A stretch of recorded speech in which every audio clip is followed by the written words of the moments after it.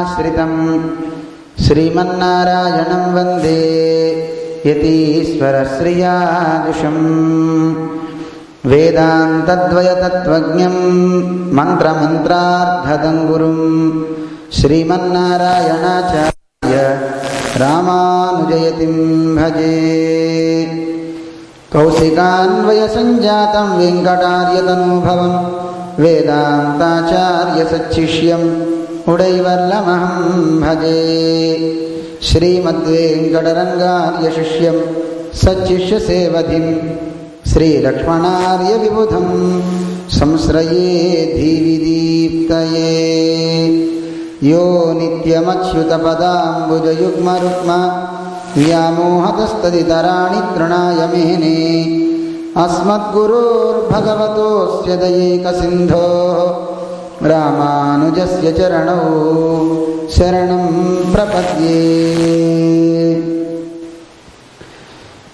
नारायणं नमस्कृत्य नरं चैव नरोत्तमं देवीं सरस्वतीं व्यासं ततो जयमुदीरयेत्। व्यासाय विष्णुरूपाय व्यासरूपाय विष्णवे नमो वै ब्रह्मनिधये वासिष्ठाय नमो नमः। यं प्रव्रजन्तमनुपेतमपेतकृत्यं द्वैपायनो विरहकातर आजुहाव पुत्रेति तन्मयतया तरवोऽभिनेदुः तं सर्वभूतहृदयं मुनिमानतोऽस्मि। जय श्रीमन्नारायण।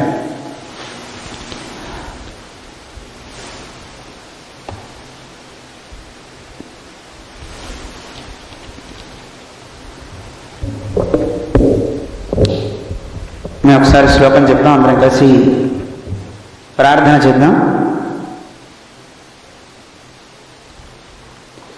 సుఖరూప మహాప్రాజ్ఞ సర్వశాస్త్ర విశారద సంసార సాగరే మగ్నం మాముద్ధర దయానిధే. సంసార సాగరే మగ్నం దీనం మాం కరుణానిధే. కర్మమోహ గృహీతాంగం మాముద్ధర భవార్ణవాత్. శ్రీమద్భాగవతాఖ్యోయం प्रत्यक्षः कृष्ण एव हि स्वीकृतोऽसि मया नाथ अद्यर्थं भवसागरे मनोरथं मदीयोऽयं सकलः सर्वदा त्वया निर्विघ्नेनैव कर्तव्यो दासोऽहं तव केशव. अस्मद्गुरुभ्यो नमः. భగవన్ నామం చెప్తాం, మేము చెప్తాం, అందరం కలిసి అన్నాం. రామానుజ జై జై భాష్యకార జై జై.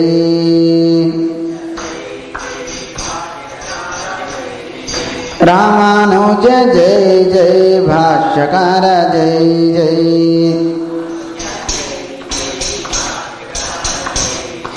రామానుజ రామానుజ రామానుజ జై జై.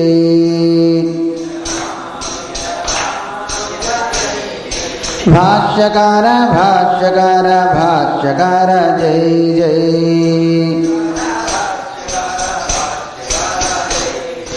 రామానుజ జై జై భాష్యకార జై జై. రామానుజ జై జై భాష్యకార జై జై. అస్మద్గురు జై జై పరమగురు జై జై. అస్మద్గురు జై జై పరమగురు జై జై. పరమగురు జై జై సర్వగురు జై జై. పరమగురు జై జై సర్వగురు सर्वगुरु जय जय रामानुज जय जय सर्वगुरु जय जय रामानुज जय जय सर्वगुरु जय जय रामानुज जय जय सर्वगुरु जय जय रामानुज जय जय यतिपति जय जय फणिपति जय जय यतिपति जय जय फणिपति जय जय यतिपति जय जय फणिपति जय जय यतिपति जय जय फणिपति जय जय रामानुज पाहि मां भाष्यकार रक्ष मां रामानुज पाहि मां रक्ष मां रामानुज रामानुज रामानुज पाहि मां रामानुज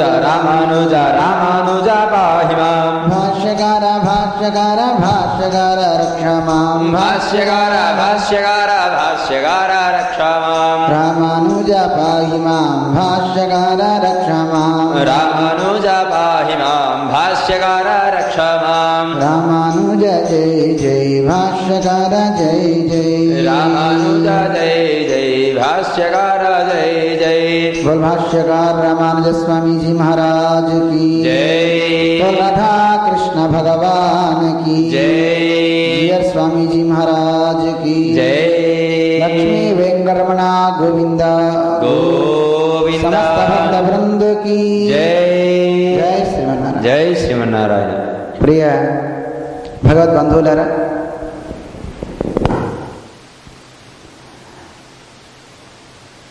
శ్రీమద్ భాగవత ప్రవచనంలో మనం నిన్నటి వరకు 4వ స్కందం చివరి దాకా మనం అక్కడక్కడ మొదటి ఘట్టాన్ని స్మరించుకుంటూ వాటిలో ఉన్నటువంటి విశేషాలను తెలుసుకుంటూ వెళ్తున్నాం. పరమాత్మ తాను ఒక్కడే ఉండటం ఇష్టం లేక ఈ లోకాన్ని మొత్తాన్ని ఒక లీలగా సృజించాడు అని మనకి వేదాలు చెప్తున్నాయి. వేదాలని చక్కగా అందించినటువంటి మహనీయులు వేదవ్యాసులు కూడా చక్కగా చెప్తారు. లోకవత్తు లీలా కైవల్యం అంటారు. పరమాత్మ ఒక ఆట కోసం ఈ లోకాలన్నింటినీ చక్కగా సృజించాడు అని. అటువంటి ఈ లోకాలన్నింటినీ సృజించి అందరినీ సృష్టి చేయమని బ్రహ్మకి బాధ్యత అప్పచెపితే ఆ బ్రహ్మగారు తను సృష్టి చేయడం ఆరంభించాడు. అలా సృష్టి చేస్తూ వాళ్ళల్లో మనువులని చాలామంది వచ్చారు. వాళ్ళకి ఎంతోమంది సంతానం వరకు మనం తెలుసుకున్నాం. స్వయంభవ మనువు అని ఒక మనువు, ఆ మనువుకి దేవహూతి అని ఒక ఆవిడ, తర్వాత ఉత్తానపాదుడు, ప్రియవ్రతుడు అని ఇలా సంతానం కలిగారు అని మనం చెప్పుకున్నాం. దాంట్లో దేవహూతి యొక్క చరిత్ర మనం చెప్పుకున్నాం. ఆ దేవహూతినే కర్దముడికి ఇస్తారు. వాళ్ళకు పుట్టినవాడే కపిలుడు అని ఆయన సాంఖ్యశాస్త్రాన్ని చెప్పాడని మనం అనుకున్నాం. అంటే సాంఖ్యశాస్త్రం అంటే ఎన్నో రకాలైన జ్ఞానాన్ని చక్కగా అందించాడు. దాన్ని జ్ఞానశాస్త్రం అని కూడా అంటారు. సాంఖ్యం అంటే జ్ఞానం అని అర్థం అన్నమాట. ఆ జ్ఞానాన్ని చక్కగా ఇచ్చాడు. ఏ జ్ఞానం మనిషికి కలిగితే మనిషి ఉత్తముడవుతాడో ఆ జ్ఞానాన్ని ఆయన ఇచ్చాడు. అలా అంత చరిత్ర అంతా మనం చదువుకుంటూ అలా వెళ్ళాం.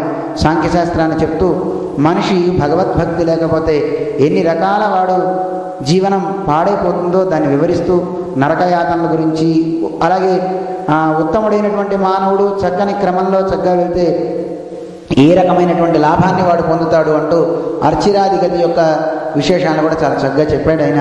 కపిలుడు తల్లికి దేవహూతికి భక్తి మార్గాన్ని, పరమాత్మ యొక్క తత్వాన్ని కూడా అందించాడు. సాంఖ్యం అని పేరు. అలా కపిలుడు దాన్ని వివరించాడు. అయితే శరీరాదులు వదిలిన తర్వాత ఒక్కొక్క దేహంతో వెళ్ళేటటువంటి లోకాల గురించి తాను చెప్తూ ఉంటాడు. అయితే ఇక్కడ అందరికీ ఒక సందేహం కలుగుతూ ఉంటుంది. ఏమండి, ఇక మనం మానవ దేహంతో మనం ఉన్నాం కదా, రేపొద్దున మనం శరీరాన్ని ఇక్కడ వదిలిపెట్టి వెళ్ళిన తర్వాత మళ్ళీ మనకు కూడా ఇదే దేహంతో వెళ్తామా, ఏ దేహంతో వెళ్తామని ఒక అభిప్రాయాన్ని వెలిబుచ్చుతున్నారు అందరూ. నేను ఉన్నా. అయితే ఈ శరీరంతో మనం వెళ్ళాం. ఈ శరీరంతో మనకి ఇక్కడ కార్యం అయిపోయిన తర్వాత శరీరాన్ని వదిలిపెట్టేసి మనం వెళ్తున్నాం. అక్కడికి వెళ్ళిన తర్వాత ఇంకొక వెహికల్ని మనం తీసుకుంటున్నాం. అక్కడ ఇంకో శరీరాన్ని ధరిస్తున్నాం. ఇక్కడి నుంచి చూడండి, ఇంటికి వెళ్ళడానికి మన కారు తీసుకుని వెళ్తున్నాం. ఎయిర్పోర్ట్ దాకా వెళ్ళాలనుకోండి, ఇండియా వెళ్ళడానికి ఎయిర్పోర్ట్ దాకా మన కారు, అక్కడి నుంచి మళ్ళీ మనకి ఫ్లైట్ ఒకటి ఉంటుంది. ఆ ఫ్లైట్లో వెళ్ళే ముందు కూడా ఇంకో బస్సులో ఎక్కిస్తాడు. ఆ బస్సులోంచి మనం తీసుకెళ్తారు అక్కడ దాకా. ఒకవేళ బస్సు ఎక్కడానికి ముందు కూడా టర్నల్స్ ఉంటాయండి. అదే సంథింగ్ దాటడానికి మళ్ళీ ట్రైన్ ఒకసారి ఎక్కించారు మమ్మల్ని. ఆ పెద్ద ట్రైన్లో ఎక్కి మళ్ళీ వెళ్ళామండి దాంట్లో ఎయిర్పోర్ట్లో. అక్కడి నుంచి మళ్ళీ చిన్న బస్సు, దాంట్లోకి మళ్ళీ వెళ్ళి అక్కడ ఫ్లైట్ ఎక్కుతాం. అటు నుంచి మళ్ళీ అక్కడ దిగిన తర్వాత మళ్ళీ అక్కడో బస్సు ఉంటుంది. మళ్ళీ డైరెక్ట్గా వెళ్ళడం లేదండి. మళ్ళీ మధ్యలో మనం దుబాయ్లోనో ఎక్కడో దిగుతాం, మళ్ళీ అక్కడ ఇంకో ఫ్లైట్ మారుతాం, అక్కడి నుంచి మళ్ళీ ఇండియా వెళ్తాం, ఇండియా వెళ్ళగానే మళ్ళీ ఆ ఫ్లైట్లోంచి మనం ఇంట్లోకి వెళ్ళాం, అక్కడి నుంచి ఒక బస్సు ఎక్కుతాం. ఎన్నో మనం ఒక వాహనాన్ని దాటి కానీ మనం గమ్యానికి చేరుకోవట్లే. అంటే ఒక్కొక్క చోట ఒక్కొక్క మనకి వాహనం వస్తుంది. అలాగే మనకు కూడా భోగాలు అనుభవించడానికి ఒక దేహం, అలాగే బాధలు అనుభవించడానికి ఒక దేహం ఉంటుంది. నరకలోకంలోకి వెళ్తే ఒక దేహం, స్వర్గానికి వెళ్తే ఒక దేహం ఉంటుంది. చూడండి విచిత్రంగా మనం ఈ లోకంలోనే మనకు కనపడుతున్నాయి. మనం ఏ ఎడారి ప్రాంతానికో వెళ్ళామంటే కేవలం డ్రాయర్ మీద మాత్రమే ఉంటాడండి. ఎందుకంటే ఆ ఎండగా తట్టుకోలేక మళ్ళీ ఫుల్గా బట్టలన్నీ వేసుకుని ఉండలేడు. అదే ఏ అట్లాంటిక్ సముద్రం దగ్గర ప్రాంతంలో చలి ప్రాంతంలోకి వెళ్ళాం అనుకోండి, లేదా రేపు నవంబరే మనకి ఇక్కడ వస్తుంది చలి, మనకి ఇక్కడ నవంబర్ నుంచి బాగా మంచు కూడా పడుతుందని అంటున్నారు. అలాంటి సమయంలో మనం ఇప్పటిలాగా కండవాలు కప్పుకొని ఉండగలమా? పైన అన్నీ వేసేసుకుంటాం, గ్లౌజులు వేసేసుకుంటాం, తలుపులన్నీ వేసేస్తాం, హీటర్స్ పెట్టుకుంటాం. అంటే మన మనిషిని గుర్తించలేం. అదే ఇప్పుడు చూసిన ఈ వ్యక్తినా ఇలా అహబిల స్వామి వారు ఇప్పుడేంటి ఇలా ఉన్నారు, వాళ్ళు అప్పుడేంటి ఇన్ని దుస్తులు వేసుకున్నారు అంటే ఆకారం మారిపోతుంది. మంకీ క్యాప్, ఒక కళ్ళజోడు, తర్వాత మొత్తం ఇంక మొహం ఏం కనపడదండి. ఎందుకని అలా కవర్ చేయకపోతే మొహం శరీరం అంతా చిట్లిపోతుంది కనుక నువ్వు వేరే దేహాన్ని ధరిస్తున్నావు, పైన వేరే కవచాన్ని ధరిస్తున్నావు. అలాగే ఇక్కడి నుంచి మనం ఈ శరీరాన్ని వదిలిపెట్టి నరకానికి వెళ్ళారనుకోండి, ఎవడైనా వెళ్తే అక్కడ అన్ని బాధలే తప్ప సుఖం అనేది ఉండదు. కేవలం బాధలన్నీ అనుభవించడానికి అక్కడ ఒక దేహం ఇస్తారు. దాని పేరు యాతనా శరీరం అంటారు. యాతనలు అంటే అంటుంటారు కదా, అమ్మో నరక యాతన రా బాబాయ్ అంటుంటారే, ఆ యాతనలన్నీ అనుభవించడానికి వీలైన దేహాన్ని అక్కడ ఇస్తారు. తర్వాత స్వర్గానికి వెళ్తే అక్కడ భోగాలన్నీ ఉంటాయి కనుక అక్కడ ఉండే శరీరం భోగ శరీరం అని పేరు. అక్కడ భోగాలు తప్ప ఇంకేం ఉండవు. అంటే విచిత్రం ఏంటంటే చూడండి, మనకి ఏదైనా ఒక ఎవరైనా గట్టిగా పొడి చేసినా లేదంటే గుండు దిగినా మనం బతకమండి, చనిపోతాం, నెత్తురు గారిపోతుంది, బాధతో విలవిల్లాడతారు, చనిపోతారు. కానీ అక్కడ నరకలోకానికి వెళ్ళిన వాడికి కనుక ఈ యాతనా దేహాన్ని ఇస్తే కత్తిపెట్టి పొడిస్తే నొప్పి తెలుస్తూ ఉంటుంది, నెత్తురు కారుతూ ఉంటుంది, కానీ మనిషి పోడండి, బాధ మాత్రం తెలుస్తూనే ఉంటుంది. ఎంత కష్టం అండి. బాగా బాధపడేవాడు చూడండి, కడుపు నొప్పి ఏదో బాధపడేవాడు, పోయినా బాగుంటారు బాబు, ఈ బాధ భరించలేకపోతున్నా అంటుంటారే. అలా విచిత్రమైనటువంటి ఒక బాధ వాడికి వస్తున్నా వాడు శరీరం మాత్రం పోదు. కొండల మించి తోసేస్తారటండి, ముక్కలు అయిపోతాడు వాడు కిందకు వస్తే. నరకాల్లో అదొక నరకం, వాడు ముక్కలు అయిపోతాడు. అయిపోయిన తర్వాత మళ్ళీ అతుక్కుంటాయి శరీరం అంతా. కానీ ఆ బాధలంతా ముక్కలైనా ఏ శరీరానికి ఆ బాధ వాడికి తెలిసిపోతుందండి, ఏది ఏ పాయింట్ విరిగినా అదంతా. అలా బాధలు అనుభవింపజేస్తూ ఉంటారు. చాలా క్లిష్టమైనది అది. బాధలు అనుభవించే కొద్దీ తెలుస్తూనే ఉంటుందండి ఆ బాధ. అలాగే స్వర్గం, ఆ స్వర్గలోకాలకు వెళ్తే మనకి ఇచ్చే దేహానికి పేరు భోగ శరీరం అంటారు. ఆ భోగ శరీరం మనకు వచ్చిన తర్వాత ఇక అనుభవం నాకు వద్దు బాబోయ్, నా వల్ల కాదనే మాట అని అంటాడు. ఇంకా కావాలి అంటూనే ఉంటాడు. చూడండి ఇక్కడ 5 లడ్డూలు ఎన్నో మనకి ఇచ్చారనుకోండి, 5 లడ్డూలు మొహమాటంకి 2 తింటాం, 3 ఇంకా తింటాం, 4వ లడ్డు నుంచి మనకి మొహం ముట్టేస్తుంది, అబ్బో నాకు వద్దండి నేను తినలేనని అంటాడు. అంటే సుఖం వీడు అనుభవించడం చేత కాదు ఈ దేహంతో. ఎక్కువ సుఖాన్ని కూడా మనం సుఖం కావాలని వెంపర్లాడతాం, కానీ ఈ దేహంతో మనం పొందే సుఖం తక్కువే, ఎక్కువ సుఖాన్ని మనం పొందలేం. ఎందుకని? ఎక్కువ సుఖాన్ని ఇప్పుడు ఒక లడ్డూ కావచ్చు, ఒక మంచి వాసన కావచ్చు, ఎక్కువ పీల్చే కొద్ది ముక్కు కూడా మంట పుడుతుందండి వాడికి. దాని మీద వాడికి వెగట పుట్టేస్తుంది, అబ్బా నాకు వద్దండి ఈ లడ్డూలు అంటాడు.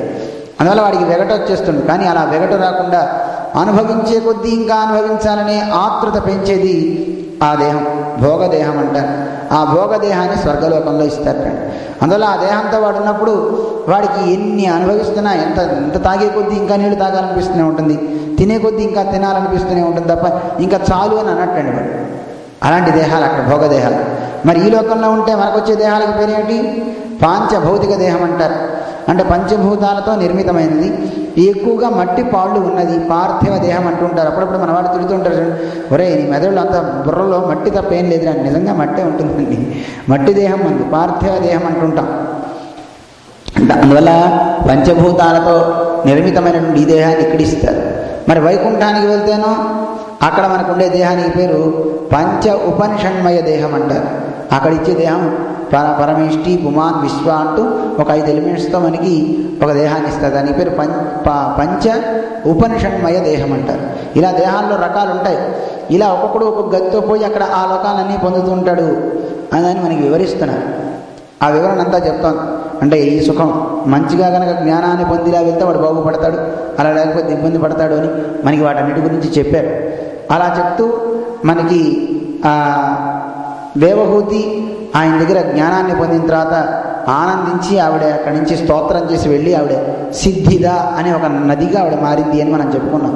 అక్కడి నుంచి అదే వంశంలో పుట్టినటువంటి ధ్రువుడి గురించి మనం తెలుసుకున్నాం, ధ్రువ చరిత్రని చెప్పుకున్నాం. అలా ఎన్నో కథల్ని మనం తెలుసుకున్నాం. ఇక్కడతో పరీక్ష నరేంద్రుడు ఒక విషయాన్ని అడిగేటాడు. ఏమంటే అంతా బాగానే ఉంది కదా, ఇప్పుడు ఈ స్వయంభవ మనువుకి పుట్టినటువంటి కర్దముడి గురించి దేవహూతి గురించి చెప్పారు, బాగుంది. తర్వాత ఉత్తానపాదుడు అంటే వాడి కొడుకే కదా మనకి ధ్రువుడు, ఆ ధ్రువ చరిత్ర చెప్పారు, సంతోషం బాగానే ఉంది. అంతా ఆ ధ్రువుడి గురించి చెప్పారు, అన్నీ చెప్పారు. అసలు ఇక మరి మాకు కావాల్సింది ఏమిటంటే ప్రియవ్రతుడు అని చెప్పారు కదా, ఆయన గురించి చెప్పండి. ఆయన ఏదో సంసారంలో చిక్కుకున్నాడని విన్నానే, మరి అతను భగవద్భక్తి బాగా కలిగిన వాడైనా మరి అతను ఈ సంసారంలో ఉన్నప్పుడు ఆ లంపటం అతన్ని ఇబ్బంది పెట్టిందా, నాకు ఆ విషయాలు కావాలి అని అడుగుతాడు. వాటిని గురించి వివరిస్తూ ఉంటాడు పరీక్ష నరేంద్రుడికి శ్రీసుఖవారు. నాయన, భగవద్భక్తులకి ఒక్కొక్కసారి ఎవరైనా ఈ ప్రపంచంలో ఉన్నప్పుడు ఒక్కోసారి ఈ మాయ వాడిని కప్పుతూ ఉంటుంది. కప్పినా వాడు దేనికి లోను కాడు. ఒక సమయంలో వాడు దాని ప్రభావానికి గురైనట్టు ఉంటాడు. కానీ తర్వాత దాన్ని పరమాత్మ యొక్క నామోచ్చారణ ద్వారా, ఆ పరమాత్మ యొక్క సంకల్పం ద్వారా వాడు దాని నుంచి మళ్ళీ బయటపడతాడు. అందువల్ల ఎలాంటి వాడినైనా మోహం కప్పేస్తుంది, కానీ ఆ మోహం నుంచి మళ్ళీ బయటికి తీసేదే పరమాత్మ. మన విప్రనారాయణ చుట్టల్లో ఆయన ఎవరు, తొండరడుపుడి ఆళ్వార్, మంచి భక్తుడు. కానీ పాపం ఒక సమయంలో భగవంతుని యొక్క లీల అలా అయింది. పాపం ఒక వేశ్యాలోరుడయ్యాడు. కానీ మళ్ళీ ఆ భగవంతుని ఆ వేశ్యని ఈయనని ఇద్దరిని మంచి అద్భుతమైనటువంటి స్థితిలోకి తీసుకుని వచ్చి, ఈ మహానుభావుని విడిచి ఉండలేని స్థితిలోకి తీసుకుని వచ్చి ఈయన్ని అర్చామూర్తిగా శ్రీరంగంలో ఏర్పాటు చేసుకున్నాడు పెరుమాళ్ళు అని మనం కథలు వింటుంటాం. అందులో ఒకసారి ఈ ప్రకృతిలో ఉన్నప్పుడు ఈ మాయ అందరినీ కప్పేసినా భగవన్నామాన్ని విడవకుండా మనం గనక ఆ నారాయణ నామాన్ని గనక అచంచలమైనటువంటి విశ్వాసంతో అంటే మళ్ళీ కాసేపు రండి, ఇంకో దేవుడి దగ్గరికండి, ఇంకోటి దగ్గరికండి. ఎందుకంటే ఆశ్రయించుకునేవాడు ఎవడో వాడిని మనం గట్టిగా పట్టుకోవాలి. ఎవరాయన ఎలాంటి వాడు, కరణాధిపాధిప అంటారు. ఈ ఇంద్రియాలన్నిటికీ నియామకుడైనటువంటి వాళ్ళందరికీ కూడా నియామకుడు, అందరినీ నియమించే వాళ్ళందరికీ కూడా నియామకుంటాడు. ఈయనకంటే ఎవడు గొప్పవాడు లేదు. ఇంద్రియాలన్నింటినీ నియమం చేసేది ఆత్మ, ఆ ఆత్మను కూడా నియమించేది పరమాత్మ అంటారు. ఆయనకంటే గొప్పవాడు ఎవడున్నాడండి? నత సమస్య అభ్యధికశ్చ కుతోన్య. ఎందుకు మనకి రామదాస్ గారు చెప్తుంటారు, తలుకు వెలుగు రాళ్ళు అని. ఎందుకు బాగా మెరిసే రాళ్ళు బోళ్ళు ఉంటాయి, ఆరాయిరా ఎందుకు పట్టుకోవటం? ఆశ్రయిస్తే మనిషి తాను బాగుపడాలి, తన వంశమంతా బాగుపడాలి. చిల్లర మల్లర దైవాలను పట్టుకొని బక్క చిక్కిన దైవాలు మీకేమిస్తాయిరా అంటూ రామదాస్ గారు అందంగా పాడతారు. అంటే బక్క చిక్కిన దైవాలంటే లోకంలో మిగతా దైవాలన్నీ ఇంకా కర్మలో మన్ని పడేసేవేను మిగతా దేవతలు. ఎందుకంటే ఆ దేవతల దగ్గరికి వెళ్తే, ఏమంటే నాకు పిల్లవాళ్ళు లేడండి, పిల్లవాడిని ఇవ్వండి అంటే పిల్లవాడిని ఇస్తాడు. ఆ పిల్లవాడితో మళ్ళీ నీకు పుత్ర వ్యామోహం, ఆ వ్యామోహంతో నువ్వు దైవాన్ని మర్చిపోతావు. నీకు ఓ విచిత్రం చెప్పాలి, మాకు తెలిసినవాడు ఒక ఆవిడన్నారు, మాకు మనవాళ్ళు లేరండి అని చాలా బాధపడ్డారు. ఏంటి పూజలు చేశారో.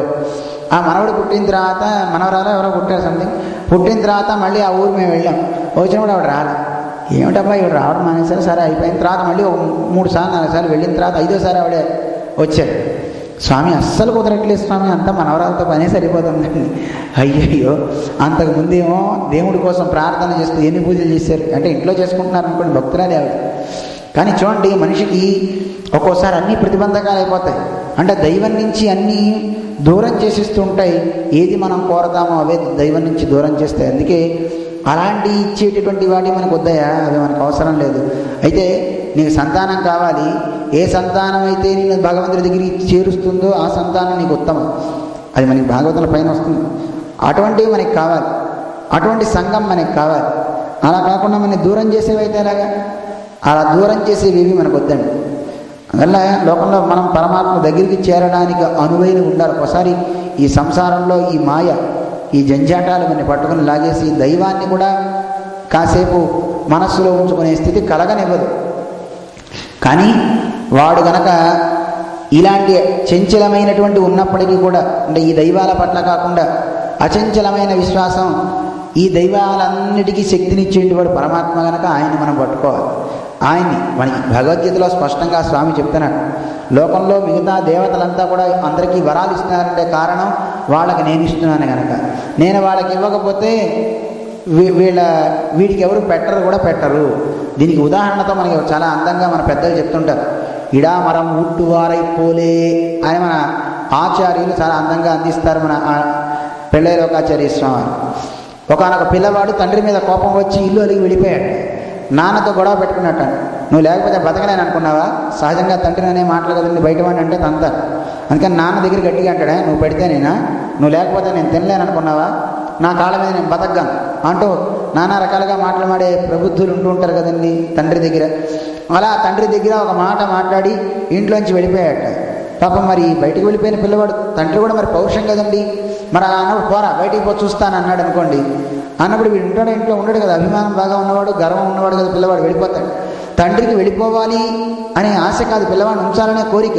కానీ ఏం చేస్తే మరి వాడు అంత పట్టుదలతో మాట్లాడినప్పుడు సరే వీడు ఎక్కడికి వెళ్తున్నాడో చూద్దామని ఆ తండ్రి వెనకాతలే వెళ్తాడు. వెళ్ళి ఆ పిల్లవాడి పాపం ఎక్కడికి వెళ్ళినా ఎవరు అన్నం పెట్టగా ఎవరు పెడతారండి? మన ఇంట్లో మన పిల్లవాడికి అయితే కనుక చక్కగా ఉదయం మైసూరు పాకాలు, రాత్రిపూట ఏమో స్నాక్స్, ఏవో మంచి మంచి ప్రసాదాలు మనం పెడతాం వాడికి. వాడు తినకపోతే పిలిచి మరి చందమామ రావే జాబిల్లిరా, చందమామ వస్తుంటండి వీడు పిలిస్తే చందమామ రాదు, ఎవరు రాదు. కానీ చందమామని పిలుస్తారు. రాని చందమామని తెలిసిన పిల్లవాడు తినాలనే ఒక కోరికతో రాని పాటని రాని రాగాన్ని ఒకదాన్ని అందుకొని పాడితే పక్కింటి వాళ్ళంతా భయపడి పారిపోవచ్చు. కానీ ఈ పిల్లవాడికి మాత్రం పాడించేసి చక్కగా తినిపించేస్తూ ఉంటారు. ఎందుకని? పిల్లవాడి మీద ప్రేమ. ఆ ప్రేమతో అలా తినిపిస్తూ ఉంటారు తల్లులంతా. అంటే ఎంత ప్రేమ చూడండి, ఎంత వాత్సల్యం చూడండి తల్లులకి పిల్లల మీద. ఆ పిల్లలకి అలా వాళ్ళు గోరుముద్దలన్నీ తినిపిస్తూ వాడి క్షేమాన్ని ఆకాంక్షిస్తూ ఉంటారు. కానీ బయటవాడు అలా పెడతాడా? బయటవారు ఎవరు పెట్టరండి. ఈ పిల్లవాడు అలా వెళ్ళిన తర్వాత ఎవరు ఆహారం పెట్టకపోతూ ఉంటే తండ్రి వెనకాతలు వెళ్తున్నాడు. అయ్యో పోనీ డబ్బులు ఇద్దామా అనుకుంటే వాడు తీసుకొని అన్నాడు గారు, చిల్లి గవ్వ కూడా తీసుకొని అన్నాడు ఈ పిల్లవాడు. ఎలా ఏం చేయాలి అప్పుడు? అందుకని తండ్రి గమనిస్తున్నాడు, ఏం చేస్తాడో చూద్దామని. రాత్రి అయిందట. వాడు ఒక మఠం దగ్గరికి వెళ్ళిపోయి ఆ మఠం అరుగు మీద వెళ్ళి నీరసంతో కళ్ళు తిరిగి అలా పడిపోయి ఉన్నట్టండి పిల్లవాడు. తండ్రి చూశాడు, అయ్యయ్యో ఎలా ఇప్పుడని దొంగచాటుగా వెనక నుంచి వెళ్ళి ఆ మఠం యొక్క ఇంటి యజమానికి తలుపు కొట్టాట. తలుపు కొడితే ఆ మఠం ఆయన ఇంటి ముందు నుంచి రావాలి కానీ వెనక నుంచి ఎవడు వస్తున్నాడు అని కంతలో చూసి, ఎవరు అంటే, బాబు నేను పలానా యజమానిని, పలానా వర్తకుణ్ణి. అంటే ఇటు నుంచి ఎందుకు వచ్చావు? పని ఉందండి, ఒకసారి మీతో మాట్లాడాలి. తలుపు తీసేట. సత్రం ఆయన. ఆ సత్రం యజమానితో చెప్పాడు, ఇదిగో బయట మా అబ్బాయి పడుకున్నాడండి, వాడు అలిగి వచ్చేసాడు, నేను ఇస్తా అంటే డబ్బులు తీసుకోవట్లా, వాడికి అభిమానం అడ్డైపోయింది, మీకు ఎంత కావాలో చెప్పండి, నెలకు నేను అంతా ఇస్తా, వాడికి కావాల్సిన ఆహారం మొత్తం కొనిపెట్టండి, వాడికి ఏ బట్టలు కావాలంటే అవి అన్నీ ఇవ్వండి, కానీ ఒకటి మాత్రం గుర్తుపెట్టుకోండి, నేను ఇస్తానా అని చెప్పకండి అంటే అలాగే అన్నట్ట. సరే రోజు ఈ పిల్లవాడు ఆ రాత్రి బయట పడుకుని చలికి వణికిపోతుంటే తండ్రి బయటికి ఈ యజమాని బయటికి వెళ్ళి తలుపు తీసి వాడిని లోపలికి తీసుకొచ్చాట. అయ్యో పాపం వణికిపోతున్నావురా రా అని వాడు కప్పుకోవడానికి ఒక మంచి కంబళి, ఒక మంచి దుప్పటి ఇచ్చాడు. కాస్త ఆహారం తినబోయి కళ్ళు తిరిగిపోయినట్టున్నాయి, చాలా ఇబ్బందిగా ఉన్నావు, నీరసంగా ఉన్నామని అప్పటికప్పుడు వేడి వేడి పాయసం పెట్టేటండి. అర్ధరాత్రి 12 ఎవరిన పెడతటండి అన్నం వండి వేడివేడిది. అలా పెట్టేస్తే వాడు అంత ఆనందపడిపోయాడు, మా నాన్న ఉన్నాడు, ఎప్పుడన్నా ఇంత బాగా పెట్టాడా వేడన్నాం అని అనుకున్నట్ట. మరుసటి రోజు ఉదయాన్నే షాపింగ్కి తీసుకువెళ్ళి మంచి మంచి బట్టలు కొనిపెట్టేట, అన్నీ ఇచ్చేట, కూల్ డ్రింక్స్ ఇప్పించేట. మా నాన్న అత్తెనకు ఇత్తెనకు మడి గిడి అంటాడు. చక్కగా ఈ చూడు ఏది కావాలంటే అది, ఎక్కడికి వెళ్ళాలంటే అక్కడికి ఇస్తున్నాడని చాలా ఆనందపడిపోయి ఇలా ఒక 4 రోజులు గడిచిన తర్వాత ఈ పిల్లవాడు ఆయనతో అన్నట్ట, ఛీ అసలు మా నాన్నకి పుట్టకుండా మీ కడుపును పుట్టుంటే ఎంత బాగుండేది, మా నాన్న ఎంత దుర్మార్గుడు, అసలు నన్ను అసలు ఏ రకంగానూ చూడడు, మీరు చూడండి మీ పుత్రుడిని కాకపోయినా నా మీద ఎంత వాత్సల్యం. వీడికి ఒళ్ళు మండిపోయిందండి. వేదవాయి నువ్వు కనుక నా పిల్లవాడిగా పుట్టుంటే అక్కడికక్కడే నేను ఏం చేసి ఉండేవాడు అనుకున్నట్ట వాడు, ఆ మఠం వాడు అనుకుని వెంటనే అన్నట్టు, ఒరే నీకు ఇంతకాలం ఇంత మర్యాదగా చూస్తున్నానంటే నీ మీద అన్నా నాకు ప్రేమ అనుకున్నావా, నేనేమన్నా మిస్ వరల్డ్ అనుకున్నావట్రా, మిస్టర్ వరల్డ్ అనుకున్నావా, నువ్వేమన్నా అందగాడి అనుకున్నావా, నీకు అందం లేదు, చందం లేదు, ఒక విద్య లేదు, ఏమీ లేదు, ఒక జ్ఞానం లేదు, ఇలాంటి నిన్ను ఆదుకుంటున్నానంటే కారణం ఏమిటో తెలిసిన, వెనక మీ నాన్న నాకు ఆ రోజు వచ్చి డబ్బు ఇవ్వకపోతే ఇన్ని నేను ఎక్కడ కొని పెడతాను రా, మీ నాన్న గుర్తెరగరా అని గట్టిగా చెప్పాడు. అలాగే ఇతర దైవాల్ని మనం వెళ్ళి ఆశ్రయిస్తే ఆ దైవాలు మనకి ఏదో ఫలాన్ని ఇస్తున్నాయంటే కారణం ఆ ఫలాన్ని ఇవ్వడానికి కావాల్సిన శక్తిని ఇచ్చేది భగవంతుడు. అయ్యయ్యో వీడు నన్ను మర్చిపోయి మీ దగ్గరికి వచ్చేయండి, వీడికి ఇవ్వండి అని ఇస్తాట. యజంతి అవధి పూర్వకం మనకి శాస్త్రం చెప్తాం. ఈ దేవతల ద్వారా ఎవడైతే ఎక్కడికి వెళ్ళి వాళ్ళని ఆశ్రయిస్తాడో వాళ్ళ ద్వారా ఇప్పిస్తుంటట, కానీ బాధపడతట, అయ్యో నా దగ్గరికి రాలేదే.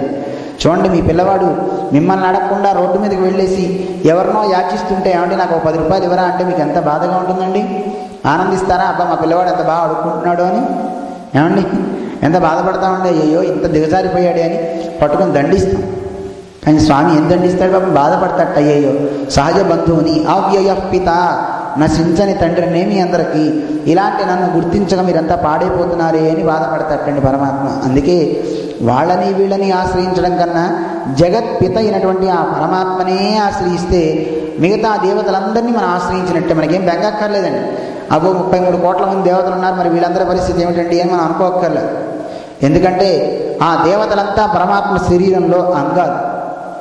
అంగాన్యన్య దేవతా అని వేదం చెప్తాను. దేవతలందరూ పరమాత్మ శరీరంలో అంగాలు.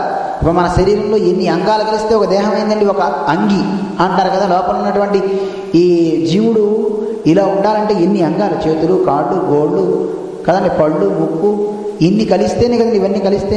లేకపోతే కళ్ళకు కళ్ళు నేను ఉన్నానని, చెవులకు చెవులు నేను ఉన్నానని, గోళ్ళకు గోళ్ళు నేను ఉన్నానంటే అది వికృత రూపం అవుతుందండి కదండి. అందువల్ల అన్ని అవయవాలు ఉండాలి. అన్న అవయవాలు లేకపోతే అది రాక్షస రూపం అంటుంటారు. అందువల్ల అవయవాలన్నీ చక్కగా కలిసి ఉంటేనే చూడండి, కలిసి ఉంటేనే దానికి పేరు శరీరం అంటున్నాం కదా. అందువల్ల దేవతలంతా కూడా పరమాత్మ శరీరంలో భాగాలు. అయితే మీరు దేవతకి పెట్టాలా, ఆ లోపల ఉన్నది మీరు ఏ దేవతకి పెట్టాలనుకున్నారో ఆ దైవానికి పెట్టాలనుకుంటే భగవంతుడికి ఇస్తే అందరికి వస్తుంది. ఇప్పుడు చూడండి, మీకు గోళ్ళు బాగా పెరగాలి, గోళ్ళు సరిగ్గా పెరగట్లేదు, డాక్టర్ గారి దగ్గరికి వెళ్ళారు. వెళ్ళగానే మీకు నోట్లో ఒక ట్యాబ్లెట్ వేసాడు. నాన్ సెన్స్, ఏ డాక్టర్ అయ్యా నువ్వు, గోరు బాగాలేదంటే గోరుకి మంది వేయాలి కానీ నోట్లో మంది వేస్తావా, తిడతావా మన డాక్టర్ని. ఒరే పిచ్చివాడా, నీ గోరు పెరగాలంటే వేయవలసింది నోటికి మందు. చెట్టుకి బాగా ఆకులు కాయలు చక్కగా రావాలంటే వేరుకు నీళ్లు పోయాలి. అంతేగాని కాయలు ఇచ్చేది కొమ్మ కనుక వేరుకి ఎందుకు నీళ్లు పోయటం అని కొమ్మకి నీళ్లు పోయకూడదు. పోస్తే నువ్వు ఎన్ని నీళ్లు పోసినా ఆ నీళ్లు దానికి ఏ రకంగా చేరవు, నువ్వు దాని మూలంలో పోయాలి. అలాగే ఈ లోకాలన్నిటికీ మూలమైనటువంటి పరమాత్మ నారాయణుడు కనుక ఆ నారాయణుని గుర్తిరిగి ఎవరు ఆయనకి నమస్కారం చేస్తారో, ఎవరు ఆయన దగ్గర వందనం సమర్పించి ఆయన దగ్గర సేవను చేస్తారో అది అందరికీ చేసినట్టే. అందుకే శాస్త్రం చెప్తుంది మనకి, ఆకాశాస్పితం తోయం యదా గచ్చ సాగరం, ఆకాశం నుంచి పడ్డ నీళ్ళన్నీ సముద్రంలో ఎలా చేరతాయో సర్వదేవ నమస్కార కేశవం ప్రతిగచ్చతి, ఏ దైవానికి మీరు నమస్కారం పెట్టినా అది విష్ణువుకే చేరుతుంది అని మనకి చెప్తారు. అందువల్ల మనం ఇది గుర్తించాలి. ఇది గుర్తిస్తే మనకి తెలుస్తుంది. మనకి మహాభారతం చెప్తుంది, అర్జునుడు పాశుపతాస్త్రం తీసుకోవాలనుకుంటాడు. అప్పుడు చేయాలంటే పుష్పాలు ఎక్కడ వేయాలి, రుద్రుడి దగ్గర లేవు. అప్పుడు ఏం చేయాలి, రుద్రుడు అక్కడ కనపడలేదు. అప్పుడు కృష్ణుడు అన్నట్టు నా పాదాల మీద వేయబోయింది. వెంటనే ఆ పాదాల మీద వేసేటండి కృష్ణుడి మీద అర్జునుడు వేసిన తర్వాత ఆ రాత్రి కూడా కల్లో అర్జునుడికి కనపడిందంటే శివుడి శిరస్సున ఈ పుష్పాలు కనపడ్డాయి. అంటే అర్థమేమి, అందరి దైవాల్లోకి ఒక కృష్ణుడికి అన్ని సమర్పిస్తే అందరికీ వెళ్తుంది. అందుకే ఏ దైవం పూజ చేసినా మీరు దుర్గా పూజ చేయండి, రామ పూజ చేయండి, గోవిందుడి పూజ చేయండి, శంకరుడి పూజ చేయండి, మిగతా ఏ దైవాల పూజ చేసినా పూజ మొత్తం అయిన తర్వాత ఏమంటారు, సర్వం శ్రీకృష్ణార్పణమస్తనాసింది తప్ప ఇంకో మాట అనడానికి వీలు లేదు. అంతే మన శాస్త్రం చెప్తాం. తత్కర్మ కుర్వతాం పుంసాం అంటూ ఏదైనా కర్మ లోపం కనుక కలిస్తే, అంటే లోపం కనుక ఏర్పడితే ఆ భగవత్ కార్యంలో మనం ఉన్నప్పుడు ఆ కర్మకి లోపం కలిగితే మహర్షులంతా చేస్తారట. ఒకవేళ ఆ కర్మలో కనుక దోషం వస్తే ఆ దోషం పోవడానికి కృష్ణాను స్మరణం పరం అంటారు. కృష్ణ కృష్ణ కృష్ణ కృష్ణ అని కృష్ణ స్మరణ చేస్తే మనం చేసిన కార్యాలలో ఉన్న దోషాలన్నీ పోతాయిటండి. అయితే ఏమండి పోతూ ఉంటే మరి మంచిది కదా, మనం ఎప్పుడు దోషాలు చేస్తూ ఉండొచ్చు, ఎప్పుడు మళ్ళీ కృష్ణ కృష్ణ అనొచ్చు. నిజంగా అలా అనుకుని నువ్వు చేసినా దోషం చేయకుండా కాపాడే గొప్ప మనస్సు కలిగిన వాడు. ఆ నామ ప్రభావం మనం చక్కగా జపం చేస్తూ ఉంటే మనకి కలిగే శక్తి చాలా గొప్పదండి. అయితే మనం అనుకోవచ్చు, అండి నేను ఇంత చేస్తున్నాను కదా, ఇంత చేస్తున్నా నాకు ఎందుకు ఫలం కలగట్లేదు, ఎందుకు నాలో వికాసం కలగట్లేదు, నాలో మంచి బుద్ధి ఎందుకు రావట్లేదు మనం అనుకుంటాం. కానీ మనకి పట్టినటువంటి జిడ్డు పోవాలంటే సామాన్యం కాదు కదండి. ఎన్నో కర్మలు, ఎన్ని జన్మలు ఎత్తాం మనం, ఎన్ని జన్మల్లో మనం చేసుకున్న సంస్కారాలు మనకి పట్టాయి. మరి పట్టినటువంటి సంస్కారాలన్నీ వదలాలి కదా. బాగా చినుము పట్టినటువంటి ఒక గిన్నెకి దాన్ని వదల్చడానికి చూడండి చింతపండులో కాసేపు నానబెట్టాలి. ఒకసారి చింతపండు పెట్టి రుద్దితే అది పోదండి. ఆ రాగి చెంబు బాగా తడతలా మెరవాలంటే కాసేపు చింతపండులో ఉండాలి. ఇప్పుడు గిన్నెలకు అప్పుడప్పుడు చూడండి మనం వండేటప్పుడు కింద బాగా మాడిపోతూ ఉంటుంది, ఆ కిందంతా నల్లగా అయిపోతుంది. వాడు అలాగే సంవత్సరాల పాటు అలాగే వాడాడు అనుకోండి ఆ గిన్నె. ఎప్పుడన్నా ఆ గిన్నెని తడతలా తోవలే అని పెట్టామనుకోండి, మీరు టీవీలో యాడ్స్ చూస్తారు, రింగ్ ఒకసారి ఇలా అనండి తడతలా మెరుస్తుంది అంటాడు. దాన్ని పెట్టంటే ఏమందండి. మరి అలాంటి రిమ్ము సబ్బులు పెట్టి ఎన్నిసార్లు రుద్దినా అది పోవాలంటే ఒకేసారి పోదు. రోజుకు కొంత అలా నువ్వు రోజు కనుక ఓపికతో తోమగలిగిన నాడు మొత్తం పోతుంది. అలాగే మనలో చెడ్డ గుణాలు ఒకేసారి పోతే మనం తట్టుకోలేమండి. రోగం ఎప్పుడైనా తగ్గాలి అనుకోండి, జ్వరం వచ్చిందనుకోండి, మీరు మందేస్తే ఒకేసారి రోగం తగ్గుతుందా? ఒకేసారి రోగం తగ్గితే అదొక పెద్ద రోగం అండి. అందువల్ల రోగం తగ్గడంతో పాటు బలం కూడా రావాలి, శారీరక బలం రావాలి. అందుకే మీకు జ్వరం వచ్చినప్పుడు జ్వరం కొంచెం తగ్గుతూ ఉంటుంది, తినాలనే రుచి పుడుతుంది. మందులు ఇచ్చే కారణంలో చూడండి, మీకు ఆకలి పెంచుతుంది, రోగం తగ్గిస్తుంది. అప్పుడు ఏదో కొంత ఆహారం తింటుంటే అప్పుడు జ్వరం తగ్గుతుంది. అంతేగాని జ్వరం ఒకేసారి తగ్గింది అనుకోండి, బలం లేకపోతే నీరసం వచ్చేసి పోతారు కదండి. అందువల్ల మనకి ఔషధంలో అలాంటి గుణాలు ఉంటాయండి. అందువల్ల పాపం పోవాలి, మనం చేసుకున్న కర్మలు పోవాలి, బాగా గోల్డెన్ ఉన్నాయి. ఈ కర్మలు పోవాలంటే నిరంతరం భగవద్ ఆరాధన, భగవంతుని యొక్క ధ్యానం, వీటన్నిటికంటే చాలా గొప్పది భాగవత సేవ, భక్తుల యందు శ్రద్ధ. అదే చెప్తుంది ఈరోజు స్కంధంలో. నిజంగా మనకి ఇది ఒక్కటి కనుక రాగలిగితే చాలా గొప్పవాడు అయిపోతామండి. నిజానికి దేవుడి మీద శ్రద్ధ మనకు అక్కర్లా, ఆయన మంత్రం మనకు అక్కర్లా, ఆయన తీర్థం మనకు అక్కర్లా, ఆయన భక్తుల యందు శ్రద్ధ. అంటే భక్తులు అంటే స్వామివారులు అని అనుకోకండి, భక్తులు మీరు కావచ్చు, ఎవరైనా కావచ్చు, వాడు ఎలాంటి వాడైనా కావచ్చు. భగవంతుని యందు ఒక శ్రద్ధ కలిగిన వాడి యందు ఒక గౌరవం, వాడి యందు ఒక పూజ్య భావన, వాళ్ళ యందు ఒక మంచి మాట, ఇది మనకు అలవడాలి, అది రావాలి అని మనం కోరుకోవాలి. నిజంగా అది వస్తే చాలండి, భగవంతుడు వచ్చి ప్రత్యక్షం అవుతాడు. మనకి చెప్తోంది ఈ స్కంధం, 5వ స్కంధం చాలా అద్భుతమైనటువంటి విశేషాన్ని చెప్తాను. అటువంటి ప్రియవ్రతుడు అనేటువంటి మహానుభావుడి యొక్క చరిత్రను చెప్తాను. అంటే విష్ణు భక్తి కలిగిన విభుధుడు ఎవడైనా ఉంటే, ఒకవేళ గనక వాడు సంసారంలో చిక్కుకున్న ఆ లంపటాన్ని ఆయనే ఛేదింపచేస్తాడు అని చెప్తాను. ఈ ప్రియవ్రతుడు అనే మహానుభావుడు నారదుడి దగ్గర, అంటే మనువు యొక్క కుమారుడు కదైన స్వయంభవ మనువు యొక్క కుమారుడు. మనువు చెప్పాట, నాయన చక్కగా నువ్వు ప్రజాపాలన చేయి, చక్కగా రాజుగా ఉండు, నువ్వు కూడా కొంతమంది సంతానాన్ని కానీ, ఎందుకంటే బ్రహ్మ సృజించాడు కదా మనల్ని, చక్కగా మనం సంతానోత్పత్తి చేసి దానికి ఇంకా మనం పెద్దగా చేయాలి అని చెప్పాట. కానీ నారద భగవానుడు తగిలాడంటే చాలా కష్టం అండి. నారద అంటే అర్థం జ్ఞానాన్ని ఇచ్చేవాడికి కదా అర్థం. ఆ నారదుడు ఎప్పుడైతే కలిశాడో, ఆ నారదుడి యొక్క ఉపదేశాలు వినగానే ఇతనికి సంసారం మీద ఇచ్చిపోయింది, భగవంతుని మీద శ్రద్ధ కలిగింది. తండ్రి చెప్పిన మాటను కూడా కాదన్నాడు. అంటే తండ్రి చెప్పిన మాటను నిజానికి వద్దనకూడదు, కానీ ఈయనకి ఆ తండ్రి చెప్పిన దాని మీద రుచి కలగలేదు. రుచి కలగక భగవంతుని ఎందే శ్రద్ధ కలిగింది. శ్రద్ధ కలిగి ఆ భగవంతుని మీదే ఉండాలి అని కోరుకున్నట్టు. కానీ అప్పుడు బ్రహ్మదేవుడు వచ్చేటండి. బ్రహ్మదేవుడు వచ్చి ఒకసారి ఇక్కడ స్వయంభవ మనువు ఉన్నాడు, అక్కడ నారదుల వారు ఉపదేశం చేస్తున్నారు, చెప్తున్నాడు విశేషాలు చెప్తుంటే ఒక గుహలో ఉన్నారు వీళ్ళు. అప్పుడు అక్కడికి రాగానే నారద భగవానుడు, బ్రహ్మదేవుడు రాగానే లేచి నిలబడ్డారట, బ్రహ్మని గురించి స్తోత్రం చేశారట వీళ్ళంతా. బ్రహ్మదేవుడు చెప్పాట, నాయన మనందరం ఎవరం అనుకున్నాం, మనం సామాన్యులం కాదు, లోకంలో ఎవరైనా సరే ఆ భగవంతుడు చెప్పినటువంటి కార్యాలను అందరం చేయవలసిందే. భగవంతుడు ఏదేది ఎవరెవరికి నియమిస్తాడో ఆ నియమాలను అందరూ పాటించాల్సిందే. ఈశ్వరుడు కానీ, అంటే రుద్రుడు కానీ, నేను కానీ, ఇంద్రుడు కానీ, ఎవరైనా ఈ లోకంలో అన్ని కర్మలు అంటే ఆయన చెప్పినట్టే చేయాలి. ఆయన ఆదేశాన్ని బట్టి మనం చేయాలి. ఆయన నువ్వు ఆ ఈశ్వరుని యొక్క ఆదేశాన్ని బట్టి నువ్వు చక్కగా సృష్టి చేయమని నాకు చెప్పాడు, ఆ కార్యంలో నువ్వు కూడా చక్కగా ఉపయోగపడాలి అని బ్రహ్మ బోధ చేసి వెళ్ళాడు. పాపం బ్రహ్మదేవుడు చెప్పిన తర్వాత ఆయన ఒప్పుకుంటాడు. బ్రహ్మదేవుడు వెళ్తూ ఆయన కూడా బాధపడతాడు, అయ్యో సంసారం ఎందు ఇచ్చలేక వీడికి పరమాత్మ ఎందు ఇచ్చి ఉంటే అది కాదు, నువ్వు ఇటు రాని మళ్ళీ నేనే నివర్తింపజేస్తున్నానే, ప్రవృత్తి మార్గంలోకి నేనే తీసుకొస్తున్నానే అని బాధపడ్డాట. అని వెళ్ళిపోతాడు. పాపం నారద భగవానుడు అక్కడితో అయిన తర్వాత ఈ ప్రియవ్రతుడు సరే వివాహం చేసుకోవడానికి విశ్వకర్మ యొక్క కుమార్తె అయినటువంటి బర్హిష్మతి అనే అమ్మాయిని వివాహం చేసుకుంటాడు. ఆ బర్హిష్మతిని వివాహం చేసుకుని ఈయన సంతానాన్ని ఒక 10 మందిని కన్నాడు. ఆ 10 మంది పేర్లు చెప్తారు. అగ్నీదుడు, యద్మచిక్కుడు, యజ్ఞబాహువు, మహావీరుడు, హిరణ్యరేతసుడు, ఘృతపృష్ఠుడు, సవనుడు, మేధాతిథి, నీతిహోత్రుడు, కవి అని ఒక 10 మంది సంతానం పుట్టారు. ఎవరికైనా పేర్లు తెలుసుకుందాం, బట్టి పట్టాల్సిన అవసరం లేదు, మనకి ఎవరు ప్రధానమో వాళ్ళే. వినటం వల్ల మనకు కూడా మంచిదేను. అన్ని పేర్లు చదవం, కొన్ని చదువుకుంటూ వెళ్దాం. అలా 10 మంది పుట్టారటండి. తర్వాత 10 మంది సంతానం కలిగారు. ఊర్జస్వతి అని ఒక అమ్మాయి కూడా పుట్టింది, కన్యక. అలా ఊర్జస్వతి అనే అమ్మాయి కూడా పుట్టింది. కొన్ని ఈ కుమారుల్లో కొంతమంది వీళ్ళంతా కూడా ఇలా ఉన్నారు.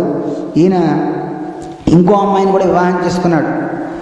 వివాహం చేసుకుని రెండో భార్యకి ఉత్తముడు, రైవతుడు, తామసుడు అని 3 పుట్టారు.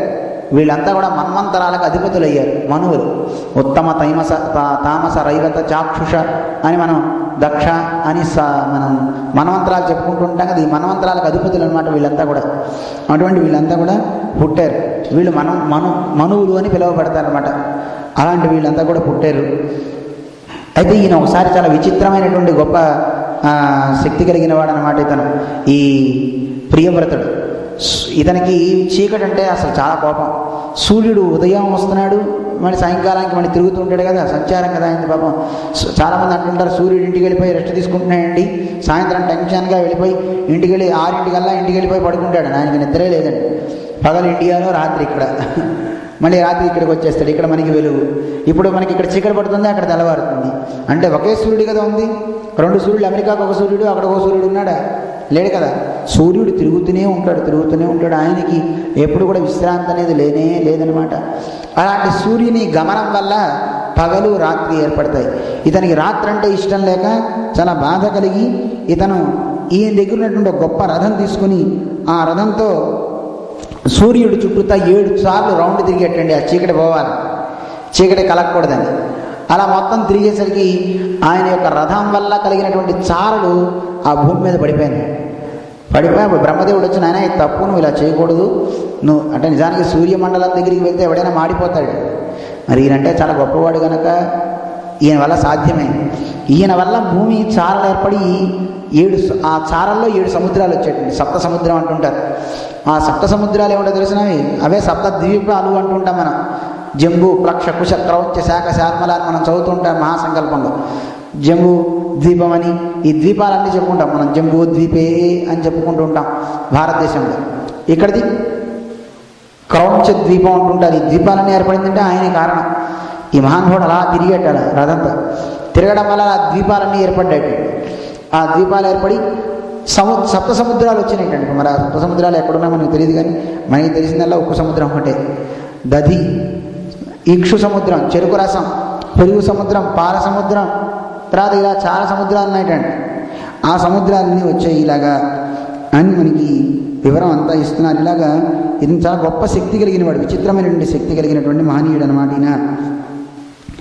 అటువంటి ఈయన, ఈవిడ యొక్క స్త్రీ, ఈ మిగతా పిల్లలు ఎవరు కూడా రాజ్య పరిపాలన చేయనంటే ఈయనే రాజ్య పరిపాలన చేస్తూ, ఆ భార్య చాలా అందగత్తె. ఆ భార్య యొక్క అందంలో ఇమిడిపోయి సంసారాన్ని కొన్ని వేల సంవత్సరాలు ఉండిపోతాడు.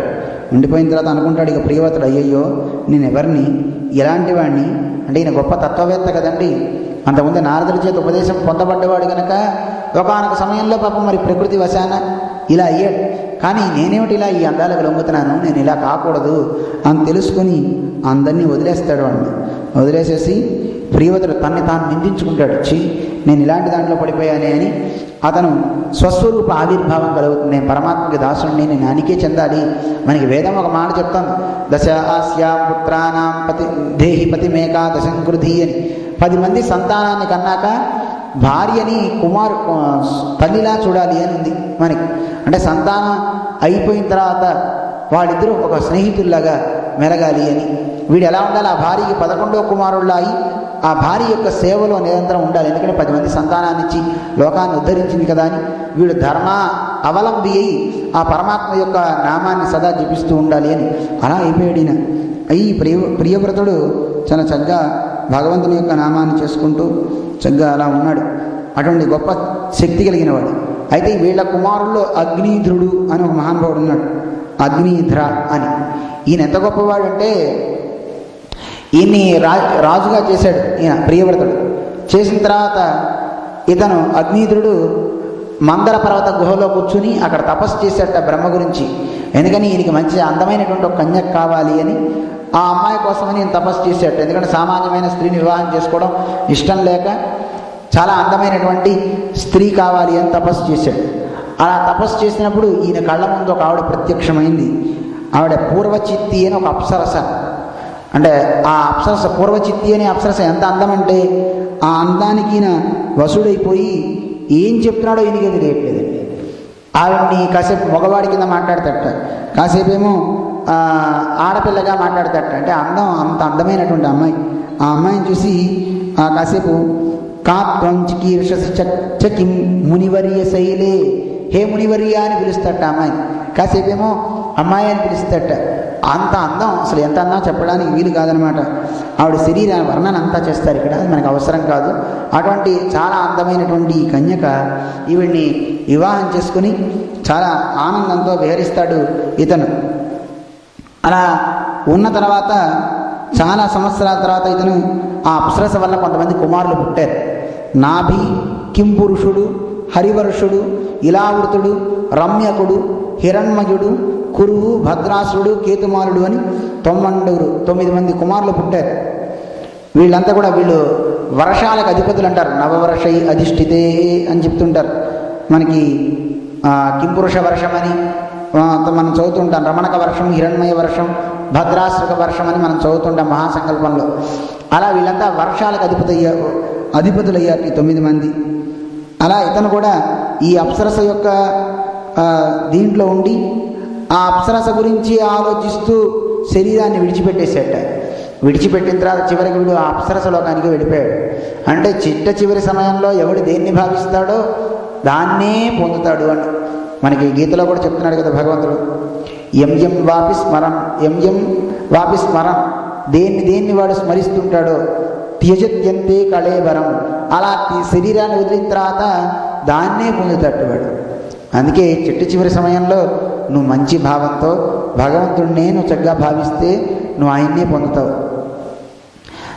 ఎం వాపి స్మరన్ భావం త్యజత్యంతే కళేబరం అని మనకి గీతలో స్వామి చెప్తున్నాడు. తమైవైతి కౌంతేయ తదా తద్భావ భావిత. ఏ భావంతో మనిషి శరీరాన్ని వదులుతాడుతో ఆ భావాన్నే వాడు పొందుతూ దాన్నే రూపాన్ని పొందుతాడు. అందుకే మన పెద్దలు చివరి సమయంలో భగవంతుని తలుచుకుంటే వీడు భగవంతుడిగా మారిపోవచ్చు, భగవంతుడు అయిపోతాడండి. చనిపోయేటప్పుడు ప్రైమ్ మినిస్టర్ అనుకుని పోతే ప్రైమ్ మినిస్టర్ అయిపోతాడండి వాడు. అంటే వచ్చే జన్మలో అదే అవుతాడు.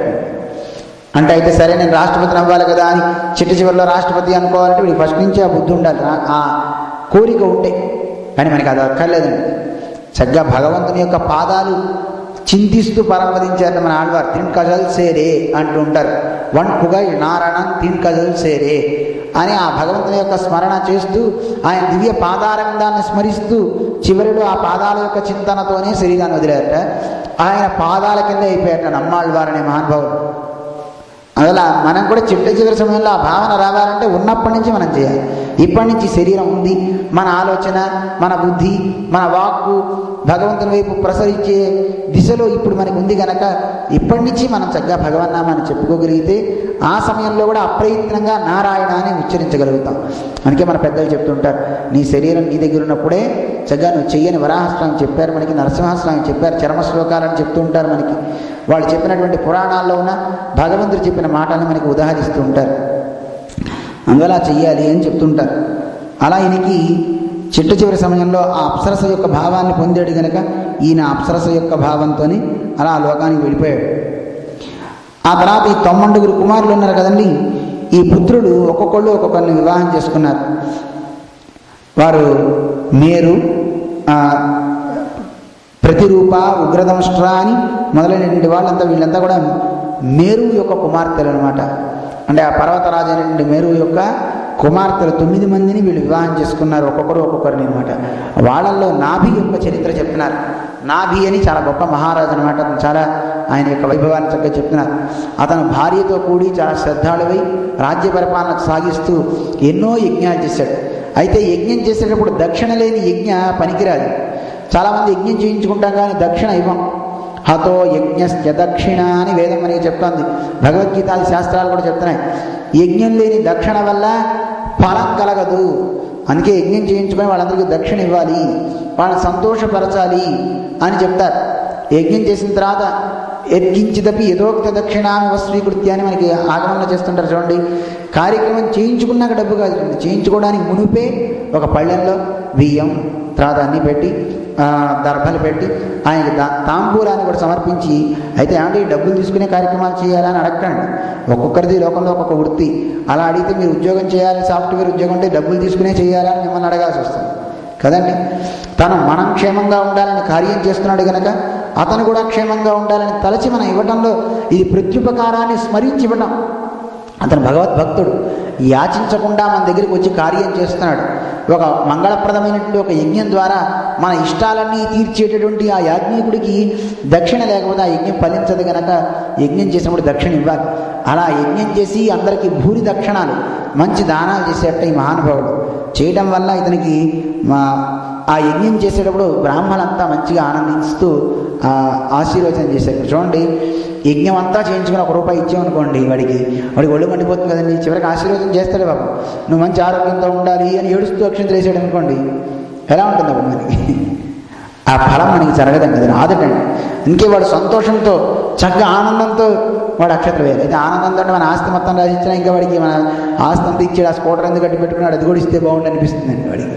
అంటే అంత ఇవ్వమని అలా ఆశ కాదు, ఎంతవరకు ఇవ్వచ్చును ఈ కార్యానికి ఎంత ఇస్తే అతను ఆనందపడతాడు. అందరూ 5 ఇస్తారు, మనకి ఇంకా 6 ఇద్దాం, ఆనందపడతాడేమో అనే ఒక దృక్పథంతో చక్కగా అతని సంతోషపరుస్తూ కార్యక్రమాన్ని చక్కగా చేయాలి. అందుకే మనం యజ్ఞాలు చేసేటప్పుడు మనకి కలియుగంలో యజ్ఞాల కన్నా నామ సంకీర్తన చాలా గొప్పదంటారు. ఎందుకంటే యజ్ఞం చేస్తే అందరినీ సంతృప్తిపరచాలి. కేవలం యజ్ఞం చేసే స్వామినే కాదు, యజ్ఞాన్ని చూడడానికి వచ్చిన వాళ్ళని కూడా సంతృప్తిపరచాలి, అదొక లెక్క. లేదా యజ్ఞం చేయకూడదు. ఏమిటి వచ్చిన వాళ్ళని సంతృప్తిపరచడం అంటే వాళ్ళకేం ఇవ్వాలండి, వాళ్ళకి దక్షిణ ఇవ్వాలా? కాదు, వాళ్ళకి భోజనం పెట్టాలి. ఎందుకంటే ఆ వచ్చే వారంతా చక్కగా ఆహారాన్ని తిని అబ్బా ఎంత బాగా పెట్టారా, ఎంత బాగుందిరా అని వాడు సంతృప్తిగా వెళ్ళాడు అనుకోండి, నీ యజ్ఞం ఫలిస్తుంది. ఆ యజ్ఞానికి చేసే పనులు చేసే వాళ్ళంతా కూడా సంతృప్తితో కార్యం చేయడం వల్ల మాకు మంచిగా లాభం కలిగింది, మా కుటుంబానికి పోషణ కలిగింది అని ఆనందపడేలా యజ్ఞం చేయాలి. మనం ఏ కార్యక్రమం చేసినా, ఏ పూజ చేసినా అలాగే సాగాలి. ఒక వివాహం చేసినా కాదు అంతే, ఒక ఇంట్లో బాలసార చేసినా, ఏది చేసినా ఈ రకమైనటువంటి కార్యం అందరూ ఆనందపడేలా కార్యం చేస్తే అది అందరికీ మంచిది. ఆ కుటుంబంలో వాళ్ళందరికీ మంచి శ్రేయస్సు ఇస్తుంది అనమాట. అటువంటి యజ్ఞం చేశాడు ఈయన. ఋత్వికులంతా చాలా చక్కగా ఆనందించి అతనికి మంచిగా ఆశీర్వచనం చేశారు. అలా ఆశీర్వచనం చేయడం వల్ల నాభి యొక్క భక్తికి సంతుష్టుడయ్యాడు పరమాత్మ. సంతుష్టుడై భక్తవత్సలుడైనటువంటి ఆ భగవంతుడు చతుర్భుజాలతో అతనికి దర్శనాన్ని ఇచ్చాడు నాభికి. ఎంత గొప్పతనం అండి! ఇవ్వటమే కాదు, వాళ్ళంతా కూడా చాలా చక్కగా ఆశీర్వచనం చేయడం వల్ల సాక్షాత్తు పరమాత్మే ఇతని కుమారుడిగా పుట్టేటండి. గొప్పతనమా కాదా చెప్పండి? మనం ఫస్ట్లో అవతారాల గురించి చెప్పుకున్నాం. ఎవరెవరండి అని అడిగారు మన వాళ్ళు. ఇప్పుడు వస్తాం చూడండి. పరమాత్మ అవతరించినటువంటి అవతారాల్లో రుభుడు అని పేరు ఒకటి. రుభుడు అని ఈ నాభికి పుట్టాడనమాట. ఈయన రుభుడు అనే మహానుభావుడు అనమాట. అలా రుభుడు అనే రూపంతో భగవంతుడు ఆవేశ అవతారాన్ని, అంటే భగవంతుడు ఇతనిలో ఆవహించి, ఈ శరీరంలో ఆవహించి ఇతనితో కార్యాలు చేయించడం కోసం ఇలాగ రుభుడుగా అవతరించాడు. చూడండి, లోకంలో పరమాత్మ యొక్క అనుగ్రహం ఎలా ఉంటుంది అంటే అందరూ ఆనందపడితే పరమాత్మకి ఆనందం. అందువల్ల ఆయన చక్కగా వరాన్నిచ్చి ఇతనికి చక్కగా కుమారుడయ్యాడు. అని ఈ రుభుడు చాలా గొప్పవాడు. ఎంత గొప్పవాడంటే ఇతని యొక్క గొప్పతనాన్ని చూస్తే ఆ ఇంద్రుడికి కూడా ఈర్ష్య కలిగిందిటండి. ప్రతిసారి ఇంద్రుడు ఈర్ష్యపడమే అక్కడ అన్ని చోట్ల చూపిస్తారు, ఎందుకో తెలియదు ఇంద్రుడికి ఎంత ఈర్ష్యగా చూపిస్తుంటారు. అయితే ఆ ఇంద్రుడు ఈ రుభుడిని చూచి ఈర్ష్యతో ఏం చేశాడంటే వర్షాలు పడకుండా చేయాలి అని ఇతన్ని చేశారటండి. ఆ వర్షాలు పడకుండా చేసినప్పుడు ఇతను ఈయన శక్తితో వర్షాలన్నీ పడేలా చేసుకున్నట్టండి ఈ రుభుడు. అంత గొప్పవాడు అనమాట. ఇతను యజనాభ మండలం అనే మండలంలో చక్కగా ఇతను యోగమాయ చేత యజనాభ అనే మండలంలో వర్షాలన్నీ చక్కగా పడేలా చేసి ఇంద్రుని గర్వాన్ని అణిచాడు. ఇంద్రుడు వర్షం పడకుండా చేస్తే అతని యొక్క గర్వాన్ని అణిచాడు. చక్కగా రాజ్యపాలన చేస్తున్నాడు ఈ రుభుడు. తండ్రికి ఏ రకంగా అయితే కానీ చక్కగా పరిపాలన చేశాడో ఆ రకమైన తండ్రి కంటే చాలా చక్కగా పరిపాలన చేస్తూ వాసుదేవుని యొక్క ఉపాసనను చక్కగా చేశాడు. బదరికాశ్రమం వెళ్ళి తన భార్యా సమేతుడై అక్కడ వాసుదేవుని యొక్క ఉపాసన చేసి ఇతను ఈ రుభుడు లోకంలో ఉన్న వాళ్ళంతా కూడా చక్కగా తెలుసుకోవడానికి వీలైనటువంటి ఇదిగా ఉండాలని కొన్నాళ్ళు గురుకులంలో కూడా వెళ్ళి చదువుకున్నట్టండి చిన్న వయస్సులో. అంటే నిజానికి సాక్షాత్ భగవంతుడు ఇది ఎందుకు చదువుకోవాలి? రాముడు కూడా గురుకులంలో చదువుకున్నాడు, కృష్ణుడు కూడా గురుకులంలో చదువుకున్నాడు. ఎందుకని చదువుకోవాలి అంటే రేపు పొద్దున మళ్ళీ ఈయన వెళ్ళలేదనుకోండి, చూడండి కృష్ణుడు ఎంత గొప్పవాడు, ఆయన చదువుకున్నాడు ఎక్కడైనా, ఏ స్కూల్కి వెళ్ళాడా అని అడుగుతామని చెప్పి మనం కూడా ఎవరు ఎక్కడ చెప్తారో ఆయన ఆదర్శంగా తీసుకుంటారో అని ఆయన స్కూల్కి వెళ్ళడం ఆరంభించాడు. కృష్ణుడికి కూడా గురువు ఉన్నాడు కదా, సందీపుడు.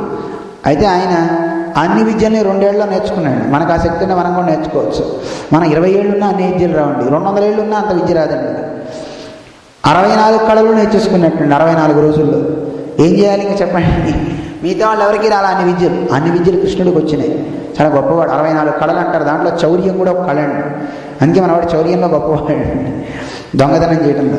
అంటే నిజానికి ఆయన మనస్సులందరినీ కూడా హరించేవాడు. చిత్తహారుడు అంటారు కదా స్వామిని, మనస్సుని హరించేవాడు. అలాంటి గొప్పవాడు అనమాట స్వామి. అటువంటి ఈయన కూడా లోకంలో ఉన్న వాళ్ళందరికీ ఆదర్శప్రాయంగా ఉండాలి అనే ఉద్దేశంతో గురుకులానికి కొంతకాలం వెళ్ళి చదువుకుని గురువు యొక్క అనుజ్ఞ తీసుకొని, నాయన నీకు ఇంకా చదువు వచ్చేసింది అని గురువుగా చెప్పి పంపించేదాకా గురుకులం నుంచి రాకూడదటండి.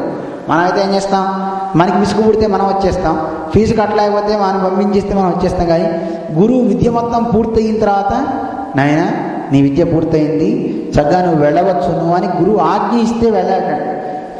అప్పుడే మనకి కాశీ యాత్ర అంటుంటారు చూడండి. గురువు మొత్తం విద్య బోధించిన తర్వాత ఇక నేను వెళ్ళిపోతానని యాత్రకి బయలుదేరుతూ ఉంటాడు. మన వివాహాల్లో చేస్తూ ఉంటారు. అప్పుడు వెళ్ళినప్పుడు, అయ్యా నువ్వు ఎక్కడికి వెళ్ళకు, చక్కగా నీకు ధర్మంగా చేసుకుంది కానీ చక్కగా మా అమ్మాయిని ఇస్తా, మా చెల్లాయిని ఇస్తా అని బతిమలాడుతూ ఉంటారు చూడండి. నువ్వు గృహస్థాశ్రమాన్ని పాటించు అంటుంటారు కదా. విద్య అయిపోయిన తర్వాత అలా యాత్ర చేయాలి అతను. అలా వెళ్ళిపోతే కొంతమందికి వైరాగ్యం కలిగి అలా సన్యాసంలో కలిసిపోతాడు.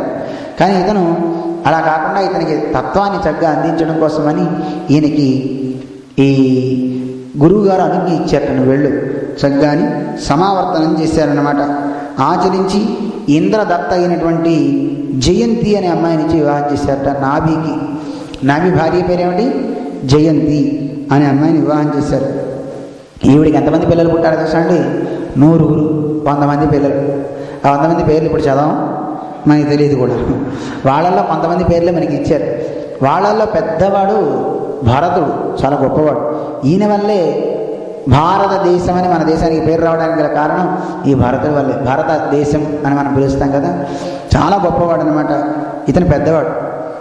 అటువంటి గొప్పవాడు మిగతా పుత్రుల్లో కుశావర్తుడు, ఇలావర్తుడు, బ్రహ్మవర్తుడు, మలయుడు, కేతువు, భద్రసేనుడు, ఇంద్రశృకు, విదర్భుడు, కీకటుడు అని 9 మంది. ఇంకో కొంతమంది పెద్దవాళ్ళు ఉన్నారు వీళ్ళల్లో.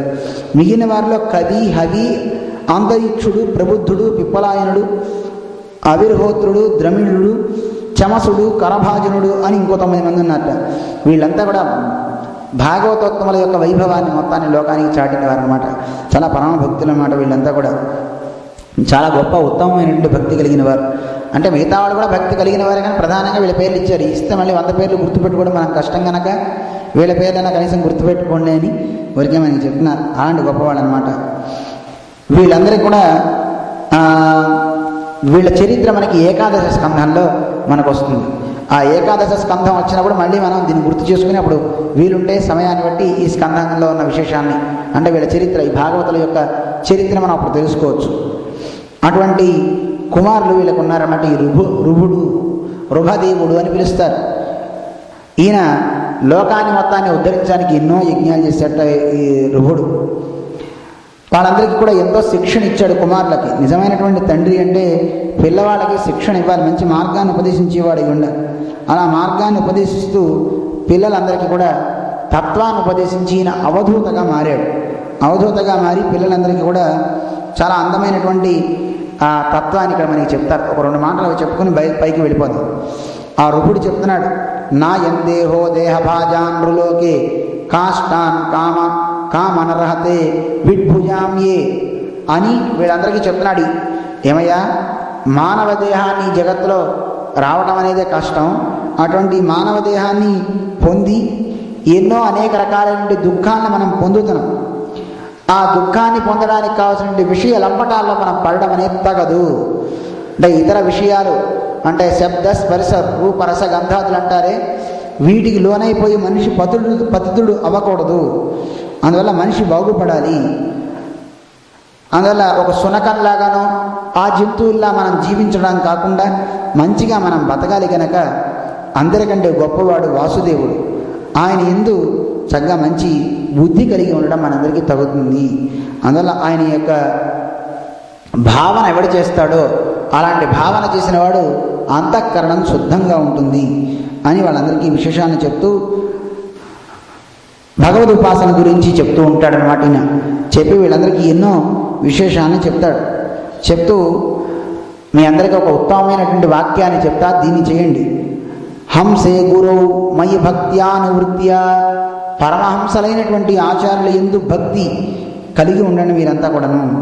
ఆ గురుదేవుని యందు ఏకాంత భక్తి కలిగి ఉండాలట. అంటే గురోరణ్యన్న భావయేత్ అనే ఒక గొప్ప భావన గురువు యందు. అలాంటి గురువుల యందు భక్తి కలిగి నిత్యతృష్ణయా ద్వంద్వతీక్షయా చ, సుఖ దుఃఖాలకి మానవమానాలకి వీటికి లొంగకండి.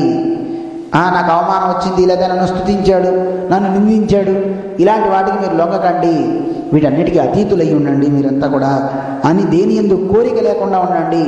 ప్రతి ఇతర విషయాల యందు నాకు అది కావాలి, ఇది తింటే బాగుంది. ఇప్పుడు చాలామంది చెప్పి చేయించుకుంటారండి.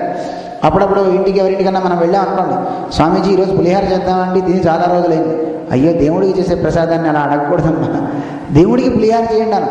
అంతేగాని మేము తిని చాలా రోజులైంది కనుక పులిహార చేయండి అంటే దేవుడి కన్నా ముందే మనం ఎంగిల్ చేసినట్టు అవుతుంది. అలా అడగకూడదు కదా. అందువల్ల ప్రతిదాని యందు అడిగి ఇది కావాలి ఇది కావాలి తృష్ణ, అలాంటి వాటిని వదిలేయండి. సర్వత్ర జంతో వ్యసనావగత్య జిజ్ఞాసయా తపసేహా నివృత్య అంటూ వీళ్ళకి చాలా తత్వాన్ని చెప్తూ తత్వ విషయాల గురించి చక్కగా చింతించండి. వాటి గురించి మాట్లాడుతూ సర్వజీవుల యందు కూడా వాటికి మంచి జరిగేలాగా మీరు లోకంలో నడవండి. నా యొక్క కథలను ఎప్పుడు చదువుకోండి అని పిల్లలకు చెప్తారు. అంటే పరమాత్మ యొక్క కథలను ఎప్పుడు చింతించండి. మద్దేవ సంగాత్ గుణకీర్తనాన్మునే, నా యొక్క భక్తుల సంఘంతో చక్కగా మీరు ఉండండి.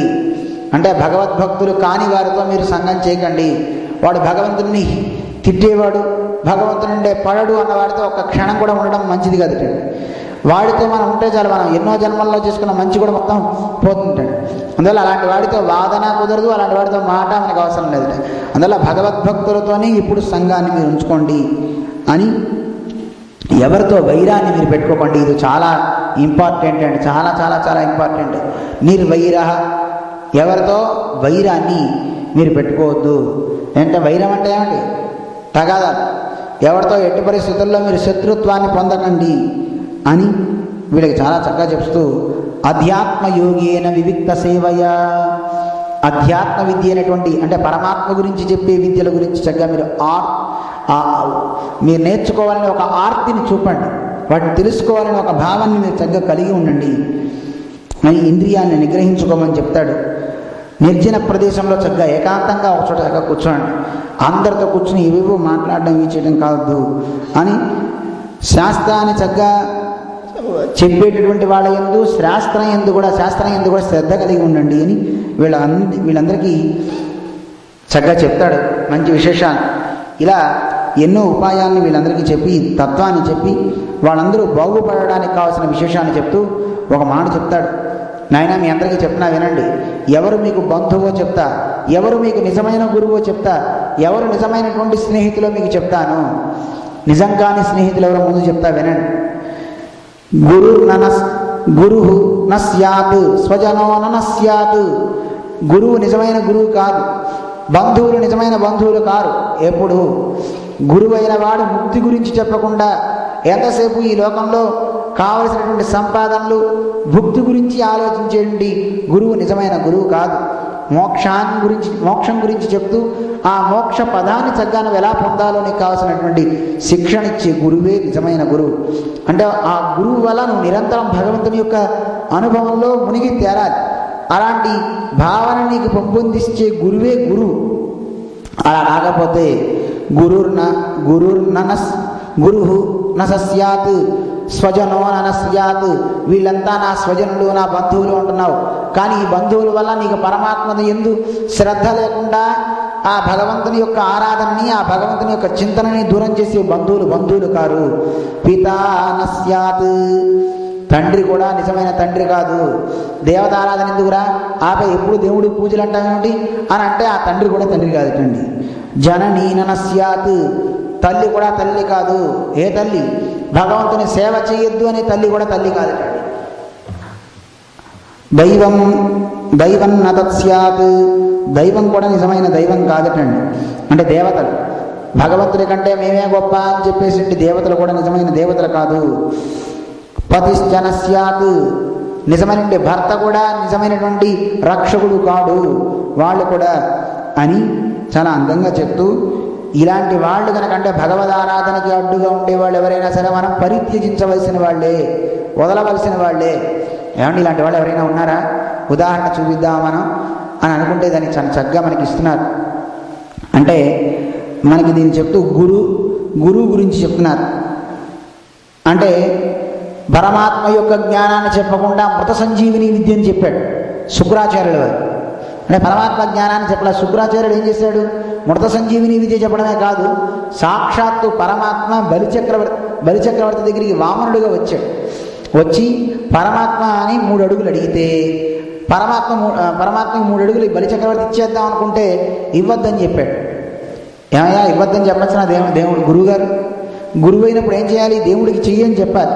దేవుడికి ఇవ్వద్దురా నువ్వు పోతావురా అని చెప్పాడు. దేవుడికి ఇస్తే పోతా అంటాడు మనం. సాక్షాత్తు భగవంతుడు తన పాదాన్ని బలిచక్రవర్తి మీద పెట్టడంతో పాటు ఆ బలి ఉండేటువంటి రాజ్యానికి పాతాళ లోకానికి బయట కాపలాగా ఉన్నాడే ఆయన గుమ్మ ముందు రక్షక భటుల్లాగా వాచ్మ్యాన్ లాగా డ్యూటీ తీసుకున్నాడే. ఎంత గొప్పతనం అండి! గొప్పతనమా కాదా? ఇతను చెప్పాట ఏమయ్యా ఆదిం శ్రీపతి, మనం అక్కడ చెప్పుకుంటాం మళ్ళీ వామన చరిత్రప్పుడు. శ్రీపతి కొప్పుపై అని చాలా అందంగా చెప్తాడు. లక్ష్మీదేవి యొక్క కొప్పు మీద, పాలెండ్ల మీద, ఆవిడ వక్షస్థలం మీద వేసి చెయ్యి ఇప్పుడు కింద అయింది, నా చెయ్యి పైన అయింది అన్నట్ట బలిచక్రవర్తి. అంతే కదా, లక్ష్మీదేవిని ఎప్పుడు స్పృశించేయండి భగవంతుని యొక్క చెయ్యి కింద ఉండడం ఏంటండి? చెయ్యి దేహి అని కింద చాచడం ఏంటి? అంటే లక్ష్మీదేవే పక్కన ఉండేటువంటి వాడు దరిద్రుడై ఇప్పుడు చేయి పట్టాడు చూడండి, యాచకుడై. మరి నా చేయి పైన ఉండడం గొప్ప కాదా? నేను ఇస్తా అన్నట్ట. ఇవ్వద్దు అని ఆ కమండలంలో జలధారని పోస్తుంటే ఆ కమండలం లోపల వచ్చి కన్ను అడ్డు పెట్టేసేటండి. వెంటనే బలిచక్రవర్తికి ఇలా అడ్డుపడ్డాడని గ్రహించి వామనుడు ఆయన దగ్గర ఉండే దర్భలతో ఒక పొడుచు పొడిచాడు. అందుకే శుక్రాచార్యుడికి పాపం కన్ను పోయింది, ఒక్కన్నే ఉందన్నమాట. అందువల్ల అలా గురువైన వాడు పరమాత్మకి చేసే అర్చనలో అడ్డు పెడితే ఆ గురువు నిజమైన గురువు కాడు. పరమాత్మ సేవ చేస్తుంటే చెయ్యమని చెప్పాలి. నీ శరీరం పోతే పోయిందయ్యా, నీ సంపదలు పోతే పోయినాయ్యా, చక్కగా చెయ్యి, భగవంతుని సేవ చెయ్యి, దానికంటే గొప్ప సేవ ఇంకేముంటుంది కనుక అని భగవంతుని సేవలో మనం నిమగ్నం చేసే గురువు. అంటే నువ్వు అది చెయ్యి ఇది చెయ్యి అని చెప్పడం కాదండి. ఆ రకమైనటువంటి తత్వాన్ని ఉపదేశిస్తుంటే ఆ తత్వాన్ని విని ఆగలేక భగవంతుని సేవని ఆపలేక చక్కగా చేసే ఒక శక్తి కలగాలి. ఆయన యొక్క గురువు యొక్క ప్రబోధం ఆ రకమైన శక్తిని ఇవ్వాలి. అలా ఇస్తుంది. ఇప్పుడు ఎంతమంది కార్యాలు చేస్తున్నారు చూడండి. ఇక్కడ అమెరికాలో గురువు గారి యొక్క బోధనే సవ్యంగా లేకపోతే ఇంత ఇలాంటి పెద్ద ఆశ్రమం కడతారా? ఇక్కడ శ్రీనివాసుని పెడతారా? ఆచార్యుల యొక్క ప్రబోధం అలా ఉంటుంది కనుక అలాంటి ఆచార్యులే ఆచార్యులు అన్నమాట గురువు. అందువల్ల అలా కాని గురువుని వదిలేయాలి. అలాంటి గురువు కాదు అని చెప్తున్నారు. తర్వాత ఇంకోటి మనకి వివరం చెప్తున్నారు. సోదరుడు కాడు అని చెప్తున్నారు. ఎవరు అలాంటి వాడు? విభీషణుడు. రావణాసురుడు తప్పు ఇది, రావణాసుడికి తప్పు అని చెప్తే వాళ్ళందరూ తిట్టేటండి.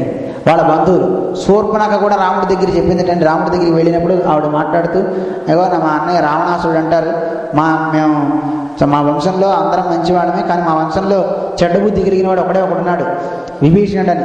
నతు రాక్షస చేష్టిత, వాడు ఒక్క రాక్షస బుద్ధి రాలేదు, అదేమిటో తెలియదు, మా వంశంలో చెడబుట్టాడు అందటండి.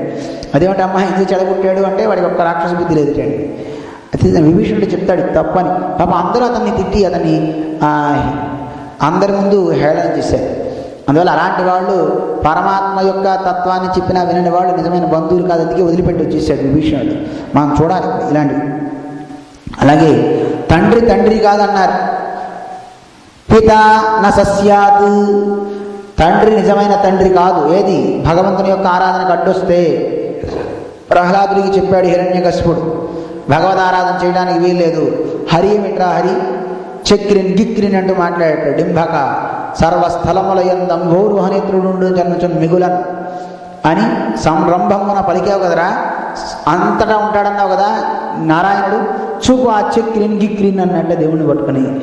అంటే పరమాత్మ యొక్క ఆరాధన చేయొద్దని చెప్తూ ఆటంకాలు పెట్టి సొంత తండ్రే కుమారుని చంపడానికి ఉద్యుక్తులయ్యాడంటే చూడండి ఎంత విచిత్రం. అందువల్ల అలాంటి తండ్రి కానే కాడు. అలాగే తల్లి కూడా తల్లి కాదండి. జననీ నసాస్యాత్, తల్లి కూడా నిజమైన తల్లి కాదు. భగవద్ ఆరాధనకు అడ్డు పెడితే రాముడి దగ్గరికి వెళ్లకుండా రాముడిని వెళ్ళకొట్టేసి భరతుడిని రాజుగా చేయాలనుకుని భరతుడిని రాముడిని దూరం చేసేసింది కదండి కైకమ్మ. ఇవాళ అలాంటి తల్లి కాదు, పరమాత్మని దూరం చేస్తే అంటే ఊరికే మనం చెప్పుకోవడానికి ఇవన్నీ. అలాగే దేవతలు కూడా నిజమైన దేవతలు కారు. ఖడ్వాంగుడు దేవతలను వదిలిపెట్టేశాడు. ఆ దేవతల కోసం వెళ్ళి పాపం యుద్ధం చేసి వాళ్ళందరికీ విజయాన్ని కల్పించాడు. ఆఖరికి అడిగారు, అయ్యా ఎంత ఉంది నా ఆయుష్ అని అడిగితే ఇంకా 2 ముహూర్తాలని చెప్పాటండి దేవతలంతా. వీళ్ళ రక్షకులు వాళ్ళ కోసం వాడుకున్నారు కదా, మరి నేను ఇప్పుడు ఉత్తమ గతిని పొందాలంటే వాళ్ళు ఎవరు నాకు సహాయం వచ్చేవారు కాదు కదా, అందుకే అందరిని వదిలేసేట ఖడ్వాంగుడు. గోవింద స్మరణ చేశాడు, ముక్తిని పొందాడు 1 సెకండ్లో చక్కగా. అలాగే భర్తలు కాదు భర్తే అనుకోండి, కానీ అందరి గురించి బహువచనంలో చెప్తున్నాను. కృష్ణావతారంలో మునిపత్నులంతా కూడా, మునులు చాలామంది ఉన్నారుగా, ఆ మునిపత్నులంతా ఉన్నప్పుడు కృష్ణుడు పాపం ఆకలిస్తున్న అన్నం పంపించమని చెప్పినప్పుడు ఈ మునిపత్నులంతా ఆహారాన్ని తీసుకెళ్ళి ఇస్తా అంటే ఈ మునులంతా ఆపేశారట. వాళ్ళ భార్యలను అందరినీ వెళ్ళడానికి వీలు లేదని ఆపేశారటండి. అంటే పరమాత్మ సాక్షాత్తు అక్కడ కనపడుతుంటే వీళ్ళు యజ్ఞగుండంలో వేద్దాం అనుకున్నారు పిచ్చివాడు. యజ్ఞగుండంలో వేయడం దానికి ఎదురుగుండా స్వామి సాక్షాత్కరించి అక్కడ మనకి అనుగ్రహించడానికి ఎదురుగుండా కనపడుతున్నాడుగా కృష్ణుడుగా. ఆ కృష్ణుడే అడిగినప్పుడు, నాకు కావాలని అడిగినప్పుడు ఇవ్వడానికి తప్పే ఉందండి. అలాగా ఉన్నటువంటి వాళ్ళు నిజమైనటువంటి భర్తల కారు కృష్ణుడి దగ్గరికి వెళ్ళడం లేదండి వాళ్ళంతా. అందువల్ల అలాంటివి అంటే మీకు భగవంతుని ఆరాధనకి ఏది ప్రతిబంధకమో అవన్నింటినీ విడిచిపెట్టవలసినవే.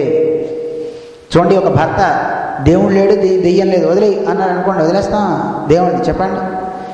ఒక ఆవిడ కృష్ణ భక్తి కలిగిన కోడల్ని కృష్ణుడు వేణువు ఊతుంటే ఆ వేణువు గానం వినగానే ఆవిడ వెళ్ళిపోతుంటండి. చింతయంతి అంటారు. ఆ చింతయంతి వెళ్తుంటే వెళ్ళటానికి వీలు లేదని అత్తగారు ఆపేసిందండి. ఆపేస్తే, అత్త ఈ శరీరం నీది కదా, మీ ఇష్టం, ఈ శరీరాన్ని అట్టి పెట్టుకోండి, నేను పోతున్నా అని కృష్ణుడి గురించి ఆలోచిస్తూనే శరీరాన్ని వదిలేసిందండి. మరి నువ్వు ఉండాలి అని నిర్బంధించావు కదా, నిర్బంధించినప్పుడు ఇప్పుడు ఆవిడ లోపల అట్టి పెట్టుకుంటావా చెప్పండి. ఆవిడ వెళ్ళిపోయింది, శరీరంలో ఉన్న ఆవిడ కృష్ణుడి దగ్గరికి. ఆవిడ శరీరం మాత్రం అక్కడే ఉంది. ఉన్న శరీరాన్ని మీరు అట్టి పెట్టుకుంటారా ఇంట్లో చెప్పండి? సాయంత్రం అవగానే తీసుకెళ్ళి దహనం చేసేస్తారు. కానీ కృష్ణుడి దగ్గరికి వెళ్ళడానికి ఒప్పుకోలే. అందుకే ఈ శరీరం నాకు అక్కర్లేదు, ఆయన దగ్గర నేను పోతున్నా అని ఈ వెహికల్ వదిలేసి వెళ్ళిపోయింది ఆవిడ. ఎవరన్నా చూడండి, నేను కారు ఇవ్వను వెళ్ళడానికంటే, నేను కారు ఇవ్వకపోతే నేను నడుచుకుంటూ వెళ్తా అంటారు. అలా ఈవిడ కూడా ఈ శరీరాన్ని వదిలిపెట్టేసి, ఈ శరీరం మీద మీకు ఆధిపత్యం ఉంది కనుక దీన్ని తీసేసుకోండి, ఇది మీది, నేను ఆయనకి చెందినవాడిని అని వెళ్ళిపోయింది ఆవిడ. అందువల్ల దేనికి ప్రతిబంధకం, ఏది ప్రతిబంధకం అనుకుంటే అలాంటి మహనీయులు గొప్పవాళ్ళు కనుక ఆ భావం తీవ్రతమం అవడం వల్ల ఆవిడ శరీరాన్ని కూడా వదిలిపెట్టేసి వెళ్ళిపోయి అంత గొప్ప భక్తి ఆవిడ ఉందండి కదండి. భావన అంత గొప్పది, కృష్ణుడు లేకపోతే ఒక క్షణం ఉండలేము అనే భావన వల్ల వాళ్ళు శరీరాన్ని కూడా వదిలిపెట్టేసి వెళ్ళగలిగే ఒక అద్భుతమైన భక్తి వాళ్ళకి కలిగింది. అటువంటి తత్వాన్ని ఈయన చక్కగా ఉపదేశిస్తాడు. ఎందుకంటే లోకంలో అన్ని జీవరాశుల కంటే మానవుడు చాలా గొప్పవాడు కదా. భూతేషు విరుధ్య ఉదుత్తమాయే సరీసృపాస్తేషు నబోధనిష్ఠా. లోకంలో చూడండి, చేతనాలు అచేతనాలు 2 వర్గాలు ఉన్నాయి. వీటిల్లో వృక్షాలు అలాగే పర్వతాలు ఇవన్నీ మనకు కనపడుతున్నాయి. వీటన్నిటిని స్థావరాలు అంటాం కదా. వీటన్నిటికంటే తిరిగే వస్తువులు చాలా గొప్పవి. అంటే పాములు, సరీసృపాలు అంటారు కదా, ఆ పాములు కప్పలు ఇవన్నీ చాలా గొప్పవండి. వాటికంటే ఏవి గొప్పవి అంటే పక్షులు చాలా గొప్పవి అండి. ఎందుకంటే ఆకాశంలో కూడా ఎగరగలుగుతాయి కదా. ఒక చోట ఇక్కడ మాత్రమే పాములు ఇవి తిరుగుతుంటాయి, కానీ ఇవి అన్ని చోట్ల ఆకాశంలో కూడా ఎగరగలుగుతాయి, అవసరమైతే భూమి మీద ఉండగలుగుతాయి. అందువల్ల సరీసృపాల కంటే పక్షులు చాలా గొప్పవిటండి. వాటికంటే ఆ పశువులు గొప్పవి.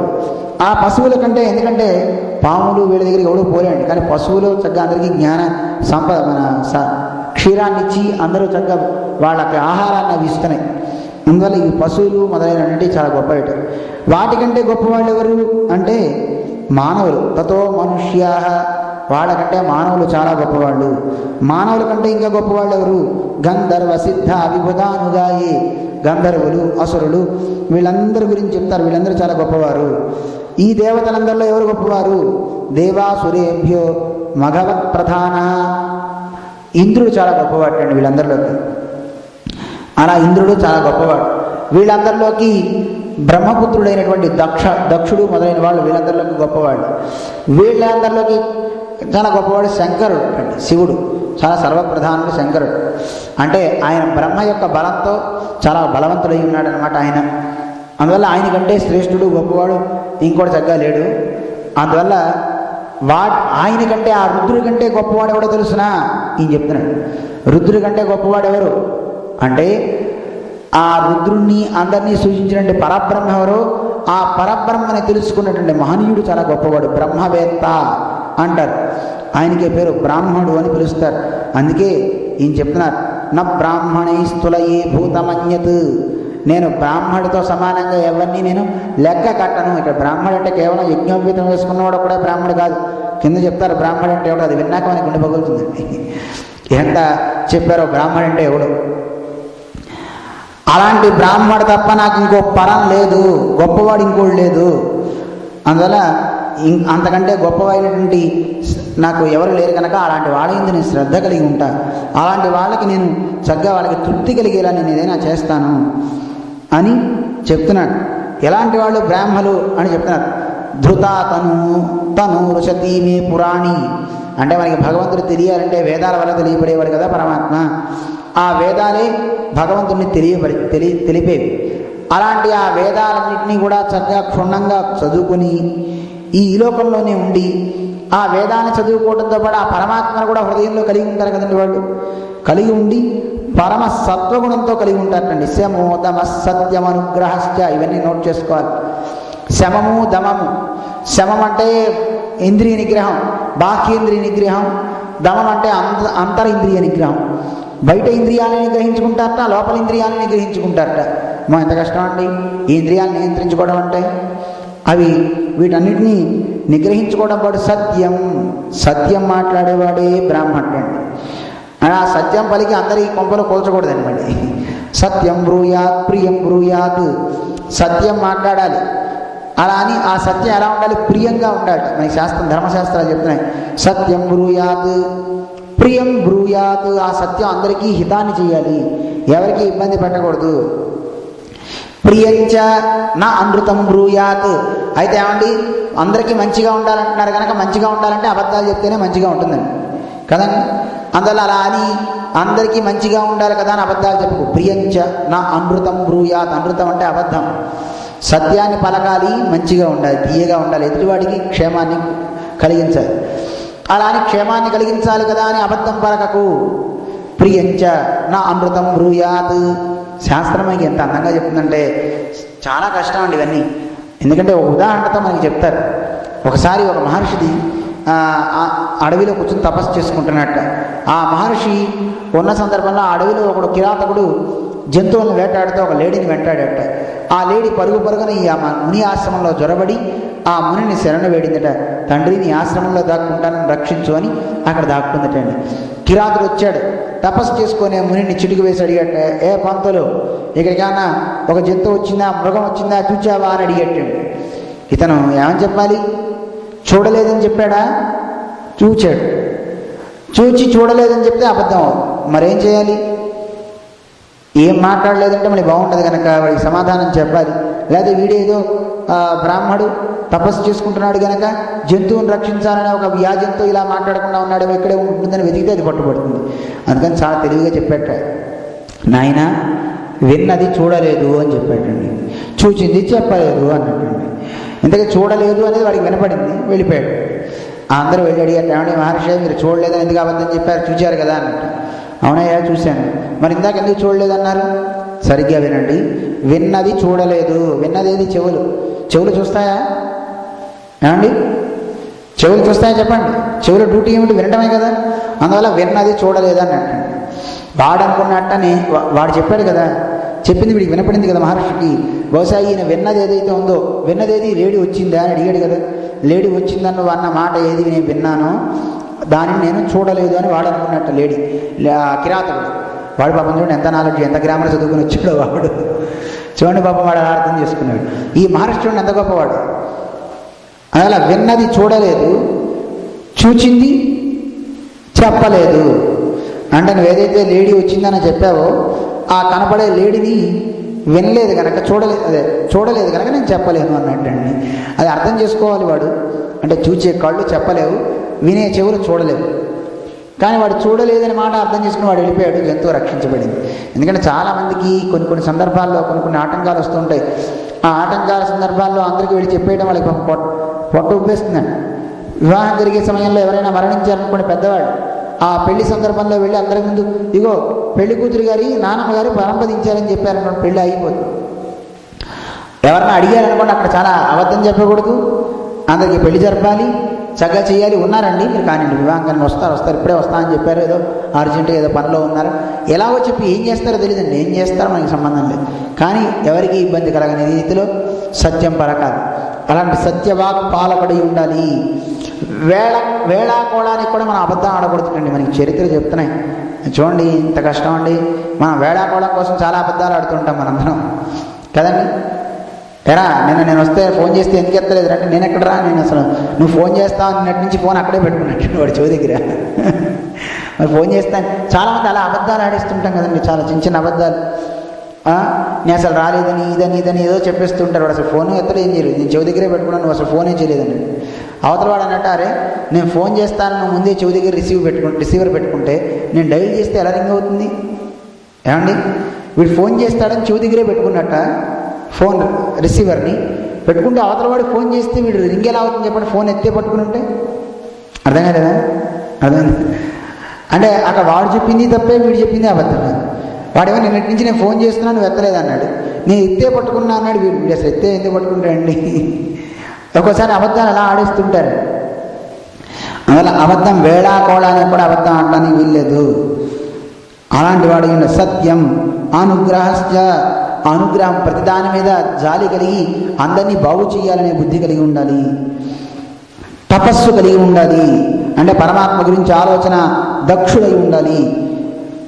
అలాంటి అనుభవం వేదం యొక్క అర్థాన్ని చక్కగా ఆకలింపు మనస్సుకి దాన్ని అలవరుచుకునేవాడై ఉండాలి. చూడండి, అబద్ధం ఆడకూడదని నోటితో చెప్పడం కాదు కదా, అది మానసికంగా శరీరానికి అంటే మనస్సులో దాన్ని అలవాటు పరుచుకుని దాన్ని చక్కగా క్రమంలో సాగించేలా చేయాలి. అలా చేస్తే ఆ సాధన గొప్పది. అలా వేదంలో చెప్పబడే విజ్ఞానం ఏదైతే ఉందో ఆ విజ్ఞానాన్ని కూడా ఆకలింపు చేసుకుని మనస్సుకు పట్టించేవాడై ఉండాలి. కేవలం వాక్కుకి పట్టించేవాడు కాకూడదు, మనస్సుతో పట్టించిన వాడు దాన్ని ఆచరిస్తాడు. అలాంటి వాడు ఉండాలి. అలాంటి వాడిని బ్రాహ్మడు అంటాడు. అలాంటి వారంటే నాకు ఇష్టము అని చెప్తున్నాడు ఈయన. రుభుడు అంటే సాక్షాత్తు విష్ణువు. నేను ఎవరికి భయపడినా ఈయనకే భయపడతా అని చెప్తున్నాడు. అలాంటి గొప్పవాడు అనమాట ఆయన. ఇలా చెప్పి అలాంటి వాళ్ళ ఎందుకు శ్రద్ధ కలిగి ఉండండి అని వీళ్ళందరికీ ఉపదేశాన్ని చేస్తాడు. శ్రీశుకుడు కూడా పరీక్ష నరేంద్రుడికి చూడవయ్యా అంత గొప్పవాడు అని ఆయన గురించి విశేషాన్ని చెప్తారు. ఇంకా ఎలాంటి వాడంటే ఈయన పిల్లలకి రాజ్యాన్ని ఇచ్చేసి ఈ రుభుడు తాను అజగర వృత్తిని పొందాడు. ఎందుకంటే అన్నిటి మీద మనకి భావాలు వదులుకోవాలి అని దాన్ని చూపించాడు ఈయన కొన్ని రకాలుగా.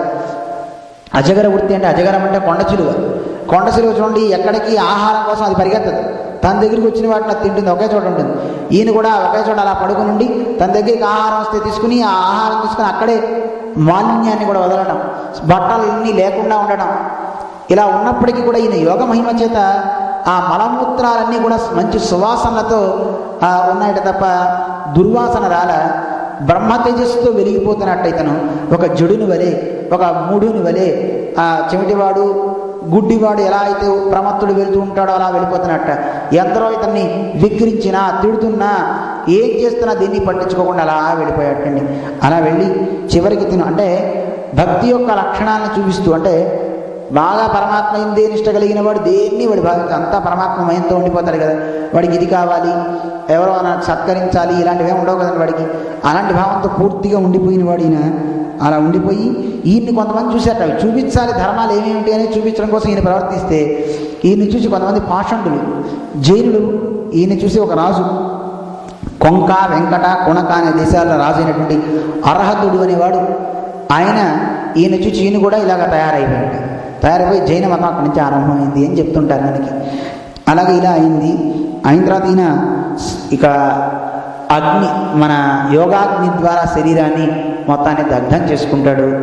అలా అయిన తర్వాత ఈయన యొక్క రాజ్యాన్ని భరతుడు, మనకి తెలుసును ఆయన భరతుడు రాజ్య పరిపాలన చేస్తాడు. ఆ భరతుని వల్లే ఈ దేశానికి భారతదేశం అనే పేరు వచ్చిందని మనం చెప్పుకున్నాం. ఎంత గొప్ప మహనీయుడు అంటే ఇతను అచంచలమైనటువంటి విష్ణుభక్తి కలిగిన వాడు. అటువంటి ఈయన రాజ్యాభిషిక్తుడైన తర్వాత విశ్వరూపుడు అనే మహానుభావుని యొక్క కుమార్తె పంచజనని అనే ఆవిడని వివాహం చేసుకున్నాడు. ఈయనకి కొంతమంది కుమారులు కలిగారు. ఈ భరతుడు సుమతి, రాష్ట్రభృత్తు, సుదర్శనుడు, ఆభరణుడు, ధూమ్రకేతువు అని 5 పుత్రులు ఇతనికి పుట్టారటండి. ఈయనకి అలా ఉన్నటువంటి ఈయన గొప్ప వైరాగ్య సంపన్నుడై నిరంతరం వాసుదేవ చింతన రతుడై ఈయన కూడా కొంతకాలం రాజ్య పరిపాలన చేసిన తర్వాత ఒకసారి ఒక నది దగ్గరికి వెళ్ళి అక్కడ తీర్థాన్ని ఆచమనం చేస్తున్నట్ట. ఆ ఆచమనం చేసే సమయంలో ఒక్కోసారి భగవంతుడు ఎవరికి ఏం చేస్తాడో తెలియదండి. ఒక్కోసారి విరాగాన్ని కలిగించడం కోసం కొన్ని వాతావరణంలో కావచ్చు, ప్రకృతిలో కొన్ని దృశ్యాలు మనకు కంటపడేలా చేస్తాడు. దాంతో వాడికి విరాగుడు అయిపోతుంటాడు. ఈయన అక్కడ వెళ్ళి ఆచమనం చేస్తున్నాడు నీళ్ల దగ్గర. ఆచమనం చేస్తుంటే ఒక లేడీ, గర్భవతి అయినటువంటి లేడీ అక్కడ ఉన్నటువంటి ఆ తీర్థాన్ని తాగడం కోసం వచ్చిందండి. అక్కడ ఆ నీళ్లు తాగుతుంటే అక్కడ ఒక పెద్ద పులి యొక్క గాండ్రింపు వినపడి భయం వేసి ఒకసారి దాని నుంచి పిల్లని దాన్ని రక్షించుకోవాలనే ఉద్దేశంతో గర్భవతిగా ఉన్నటువంటి తాను రేపో మాపో అది ఇంకా అది ప్రసూతి అంటే జనని పిల్లని ప్రసవించడానికి రెడీగా ఉందట, సిద్ధంగా ఉందట. ఒకసారి పైకి దూకగానే తన గర్భం నుంచి జారిపోయిందట శిశువు. జారి ఆ అరుపుకు భయపడేది నీళ్ళలో పడి చనిపోయింది. అది చూసి అయ్యో చిన్న పిల్లే దాన్ని తీసుకున్నట్టండి. తీసుకుని దాన్ని పెంచుకుంటూ దాని మీద మమత పెరిగిపోయింది. మమత పెరిగిపోయి ఇక ఆ పిల్ల లేకపోతే ఇక ఏది లేదు. నిత్యము భగవద్ధ్యాన పరాయణుడైనటువంటి ఈయన ఏమైపోయాడు, ఎప్పుడు చూసినా దీని స్మరణ, దాన్ని గడ్డి పరకలు పెట్టడమో, దానికి ఏమి పెడదామా, ఇవే ఇప్పుడు చాలామంది చేసే పనులు అవేనండి. కుక్క పిల్లల్ని పెంచుదామా, పిల్లల్ని పెంచుదామా అని వాటి మీద ఎంత పెద్ద శ్రద్ధ అంటే పిల్లలకు కూడా అన్నం కలిపి నోట్లో పెట్టదండి, ఆ పిల్లులకి పెడుతుందండి ఆవిడ కదండి. పిల్లవాడిని పక్కన పడుకోబెట్టదు, కుక్క పిల్లల్ని పక్కన పడుకోబెట్టుకుంది. బహుశా మరి ఏమిటో తెలియదు ఆ సంబంధం. అలాంటి ఒక భావం చోటు చేసుకుంటూ ఉంటుంది. అలా ఇది చోటు చేసుకుని దాని మీద మమత వచ్చేసి చాలామందిని లోకంలో చూస్తాం. వాళ్ళ జంతువుకి ఏదైనా అయిపోయి ప్రాణం పోతే ఎంత విలవిల్లాడిపోతారండి, ఎంత ఏడుస్తారండి. అంటే పూర్తి మమత దాని మీద అంత పెట్టేసుకుని దాని గురించి చింతిస్తూ ఉంటే ఏమైపోతుందంటే భరతుడు చెబుతాంతా మనకి. ఈ భరతుడు కూడా అన్ని కర్మలు మానేశాడు. మానేసి కేవలం ఈ పిల్ల మీదే మమత పెట్టేసుకుని ఆ లేడీ పిల్ల ఒకసారి ఆడుతూ ఉంటే ఒకసారి కనపడలేదట. పోయిందో అయ్యో నీకు కట్టుదిట్టం చేశానే, ఎవరు ఏ జంతువు వచ్చి నేను తినకుండా చక్కగా నేను ఎంతకాలం కాపాడానే, ఇంత కాపాడే నాకు నువ్వు కనపడకుండా ఎటుపోయావో కదా అని చింతిస్తూ అలా శరీరాన్ని వదిలిపెట్టేసేట. వదిలిపెట్టడం వల్ల ఈయన కూడా మళ్ళీ జింకగానే పుట్టాడండి. జింక పుట్టిన తర్వాత ఆయనకి తెలిసింది మరి పూర్వజన్మ జ్ఞానం ఉంది మహానుభావుడు కనుక. వెంటనే తను అనుకున్నట్టు అయ్యో నేను ఎలాంటి పని చేశాను, నేను చక్కగా ఉన్నటువంటి నేను ఇలాంటి భావంతో నేను ఈ జన్మని నేను పొందాల్సి వచ్చింది అని బాధపడి అతను ఒక మహర్షి ఆశ్రమానికి వెళ్ళిపోయాడు. వెళ్ళిపోయి అక్కడ తృణపర్ణాలు ఏవైతే ఉన్నాయో ఆ ఆకులు మాత్రమే తీసుకుంటూ భగవద్ధ్యాన నిష్ఠుడై అన్ని జంతువులతో చేరకుండా ఎవరితో మళ్ళీ సంఘం పెట్టుకోకుండా, ఎందుకంటే తల్లిని కూడా పుట్టిన తర్వాత జ్ఞానం ఉంది కనుక ఆ తల్లిని కూడా వదిలిపెట్టి వెళ్ళిపోయాడు. ఎందుకని ఆ తల్లితో కనుక ఉంటే మళ్ళీ ఎక్కడ నాకు మమత వస్తుందో, మళ్ళీ ఆవిడ మీద నాకు ఎక్కడ ప్రేమ వస్తుందో, మళ్ళీ ఈవిడికి సంతానం ఇవన్నీ ఎందుకు వచ్చింది అని వెళ్ళిపోయి ఆకులు అలాలు తింటూ ఎవరితో సంఘం కదలకుండా భగవన్నామాన్ని చెప్పుకుంటూ అలా శరీరాన్ని వదిలాడు. అలా వదిలిన తర్వాత మళ్ళీ తర్వాత ఈయన ఒక బ్రాహ్మణి యొక్క గర్భంలో ఇతను అవతరించాడు. బ్రాహ్మణ కడుపున పుట్టాడు అనమాట ఇతను. ఆయనకి బ్రాహ్మడు కనిష్ట పత్ని, అంటే ఆయనకి బ్రాహ్మడికి 2 భార్యలు ఉన్నారు. వాళ్ళల్లో ఇది పెద్ద భార్యకి పుట్టాడు, రెండో భార్యకి పుట్టాడండి, చిన్న భార్యకి. అలా పుట్టిన తర్వాత ఈయన పిల్లవాడిగా ఉన్నాడు. పెద్ద భార్యకి సంతానం ఉంది. ఆ బ్రాహ్మడు పిల్లవాడిగా ఇతను పుట్టిన తర్వాత ఇతను గొప్ప బ్రహ్మజ్ఞాని. ఈ పిల్లవాడు పుట్టిన దగ్గర నుంచి కొంతమంది చూడండి పూర్వజన్మ సంస్కారం వల్ల కొన్ని వస్తూ ఉంటాయి. కొంతమంది పుట్టుకతోనే 5వ ఏట నుంచి కొంతమంది వేదాలు చదివిన వాళ్ళని మనం చూస్తున్నాం. ఒక ఆవిడ స్వరాలన్నీ చెప్పింది, ఒక చిన్నపిల్ల అని చెప్తున్నారు, మనం విన్నాం. ఎన్నెన్ని రాగాలు ఉన్నాయో ఆ రాగాలన్నీ పాడేసింది అని కదండి. అవన్నీ కారణం ఏంటి, ఎవరి దగ్గర నేర్చుకోకుండా ఎలా వస్తున్నాయంటే పూర్వజన్మ సంస్కారాలు మనిషిని వెన్నాడి అవన్నీ వాడితో అక్కడి నుంచి మళ్ళీ కంటిన్యూ అవుతూ ఉంటాయన్నమాట. అలా ఈ జడభరతుడికి కూడా జడభరతుడు అని పేరు ఇతనికి. 2వ జన్మలో మళ్ళీ ఇలా బ్రాహ్మడిగా కుమారుడిగా పుట్టి ఆ తండ్రి ఎన్నో కర్మలు చేయిస్తున్నాడు. ఇతనికి ఏంటంటే అంతా పరమాత్మే ఉన్నాడనే జ్ఞాననిష్ఠుడై కర్మలు చేయడం ఎందు ఆసక్తి లేదు. యజ్ఞం చేద్దాం, లేదు అవి పొందుదాం ఇవి పొందుదాం అని వీటన్నిటిని చేయడం వల్ల మళ్ళీ ఏమవుతుంది, మళ్ళీ నాకు ఈ కర్మలు చేసేవో కర్మల వల్ల నాకేదో కావాలని కోరుతున్నాను అంటే ఆ కోరిన ఫలం వల్ల మళ్ళీ నాకు బంధం వస్తుంది కదా. నాకు విద్య రావాలని కోరుతున్నా, విద్య వచ్చిందనుకోండి, సంపాదన కావాలని కోరతాను. సంపాదన వచ్చింది, దానికోసం మళ్ళీ దేవారాధన చేస్తూ మంచి భార్య రావాలని కోరతాను. ఎందుకు వచ్చినాయి ఇవన్నీను? నాకు యజ్ఞాలు యాగాలు ఇవన్నీ నాకు అవసరం లేదు. అంతటా అందుకే జగమెరిగిన బ్రాహ్మడికి జంజమేళ అంటుంటారే, అంతటా సర్వేశ్వరుణ్ణే బాగా భావించేవాడు ఏ కర్మ చేయక్కర్లేదు. ఎందుకంటే వాడు స్వబుద్ధిపూర్వకంగా మానకూడదండి కర్మ చేయాలి, యజ్ఞం చేయాలి, యాగం చేయాలి, అన్నీ చేయాలి. చేస్తూ ఇది నా కోసం నేను చేస్తున్నాను అని చేయకూడదు. పరమాత్మ కైంకర్యం కోసం చేస్తున్నానని చేయాలి. అది కూడా నేను చేస్తున్నాను అనకూడదు, పరమాత్మ నా చేత చేయిస్తున్నాడు అనుకోవాలి మళ్ళీ. కానీ ఈ భావన కలగడం కష్టం కనుక యజ్ఞం అంటే కొంతమందికి ఒక్కొక్క యజ్ఞాలు అంటే ఇష్టం. కొంతమందికి ఒక కుండం పెట్టుకుని యజ్ఞం చేయడం ఇష్టం. ఈయనకి జ్ఞాన యజ్ఞాన్ని చేస్తున్నాడు. మనస్సులోనే అగ్నికుండం, ఆ కుండమే పరమాత్మ. ఆయనకే అన్ని ద్రవ్యాలు, చూచే ద్రవ్యాలన్నీ ఆయనకే సమర్పిస్తున్నా, వినేవన్నీ ఆయనకే, మాట్లాడేవన్నీ ఆయనకే, లోపలికి ప్రవేశించేవన్నీ ఆయనకే అని ఒక భావన. ఈ పిల్లవాడు మిగతా ఇతనికంటే పెద్దమ్మ కుమారులు చాలామంది ఉన్నా ఎవరితో ఇప్పుడు మాట్లాడేవాడు కాదట. విరాగుడై ఉండేవాడట. ఎవరితో ఎప్పుడు ఉండేవాడు కాదు. ఎవరు ఏ ఆహారాన్ని పెడితే ఆ ఆహారాన్ని తీసుకునేవాడు, అలా ఉండేవాడు. కొంతకాలం తండ్రి ఉపనయనం చేసి అన్ని వేదాలన్నీ నేర్పిన తర్వాత చక్కగా చెప్తున్నా వీడికి వాటి ఎందు నేర్చుకుంటున్నాడు. కానీ అంత పెద్ద శ్రద్ధ చూపట్లేదు. తండ్రి కూడా పాపం అయ్యో ఇలా అయిపోయింది అని. కొంతకాలం తండ్రి పరంపదించిన తర్వాత, చనిపోయిన తర్వాత ఆ పెద్ద తల్లి కొడుకులంతా కూడా వీడికి అందరూ పనులు చెప్పడం ఆరంభించి, ఆ పని చేసుకురా, ఈ నీళ్ళు తీసుకురా, ఇవి చెయ్యి, అవి చెయ్యి అని చెప్తున్నట్టండి. లోకంలో మనకి చెప్తే అంటాం, అన్నీ నేనే చేయాలా, నువ్వు తెచ్చుకోలేవు అంటాం. కానీ ఇలా ఎదురు చెప్పేవాడు కాదట. అన్ని పాపం చేసి పెట్టేవాడు అందరికీ. ఎవరేది అడిగితే ఆ పని చేయటం, ఎవరేది చెప్తే ఆ పని చేయటం చేసేవాడు ఇతను. అలా అయిన తర్వాత ఒకసారి వాళ్ళు అన్ని పనులు చేస్తున్నాడు కదా, పాపం వేడన్నం పెట్టినా మాట్లాడు, అతనికి పంచపక్ష పరమాన్నాలు పెట్టినా ఒకటే, బాగా వాసన వచ్చే ఆహారం పెట్టినా ఏం మాట్లాడేవాడు కాదట. పరమాత్మ ప్రసాదం శరీరానికి ఎంత అవసరమో అంత ఇచ్చేవాట. కానీ భోగాల ఆలోచన నాకు అంత కావాలి ఇంత కావాలనే ఆలోచన ఉండేది కాదట. అలాంటి గొప్ప మహానుభావుడు ఇతను అని చెప్తారు.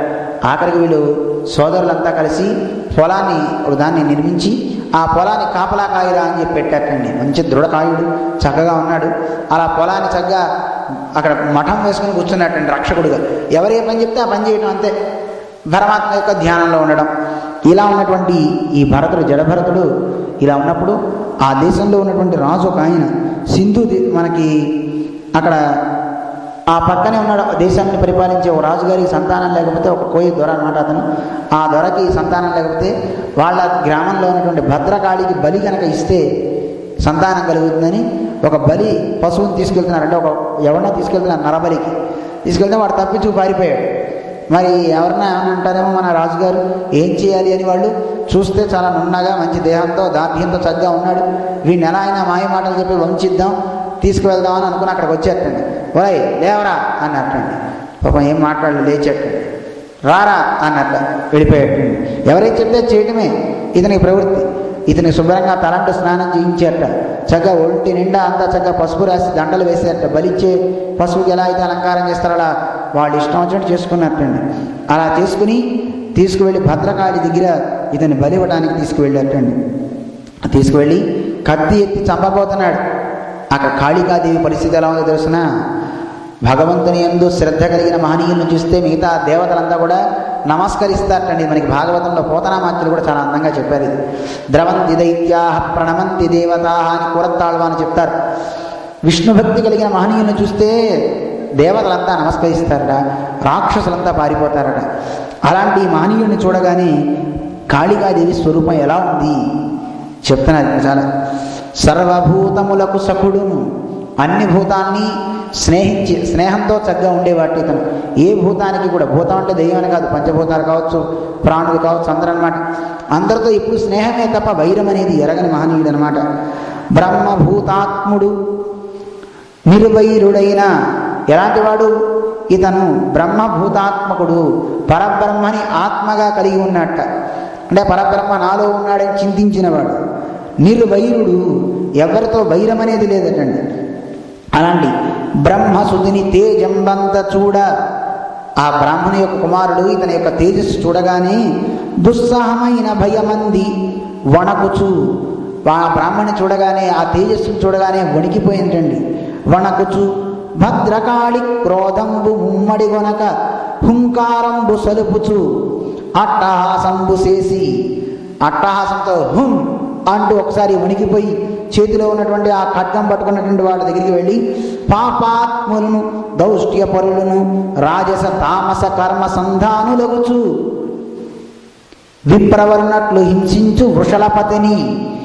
బ్రాహ్మణుడు గొప్ప విష్ణుభక్తి కలిగిన మహనీయుడు ఇలా హింసిస్తున్నారా అని చెప్పి భద్రకాళి విగ్రహంలో ఉన్నవాడు ఒకసారి బయటకు వచ్చేసిందండి. హూమ్ అంటూ వాడి చేతిలో ఉన్న ఖడ్గాన్ని లాక్కొనిటండి.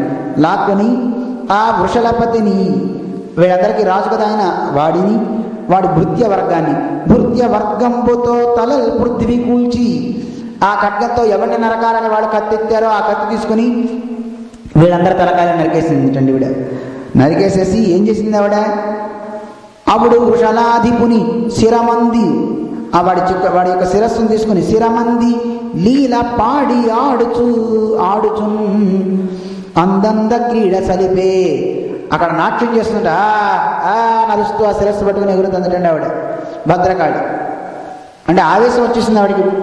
ఒక గొప్ప భక్తుడు అలాంటి గొప్ప భక్తుడిని పట్టుకొని శిరస్సుని ఖండించడానికి ఉద్యమిస్తారా అని భద్రకాళి వచ్చేసింది.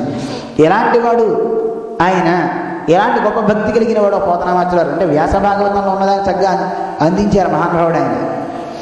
అచ్చట విప్రసూనుడు ఇంత గొప్ప సంగతి చూస్తున్నాడు కదా, ఇదంతా జరుగుతుంది కదా, మరి ఇతను కత్తెత్తి చంపుతున్నా ఇతను ఏమైనా చేశాడా, భద్రకాళి చంపుతుంటే ఏమైనా చేశాడా, భయపడి మునిగిపోయాడా నెత్తురు చూచి అంటే ఎలా ఉన్నాడో చెప్తున్నారు. అచ్చట విప్రసూనుడు భయంబును ఒక ఇంచుకలేక, వాడికి ఒక ఇంచుక మాత్రం కూడా భయం అనేది అనిపించలేదటండి.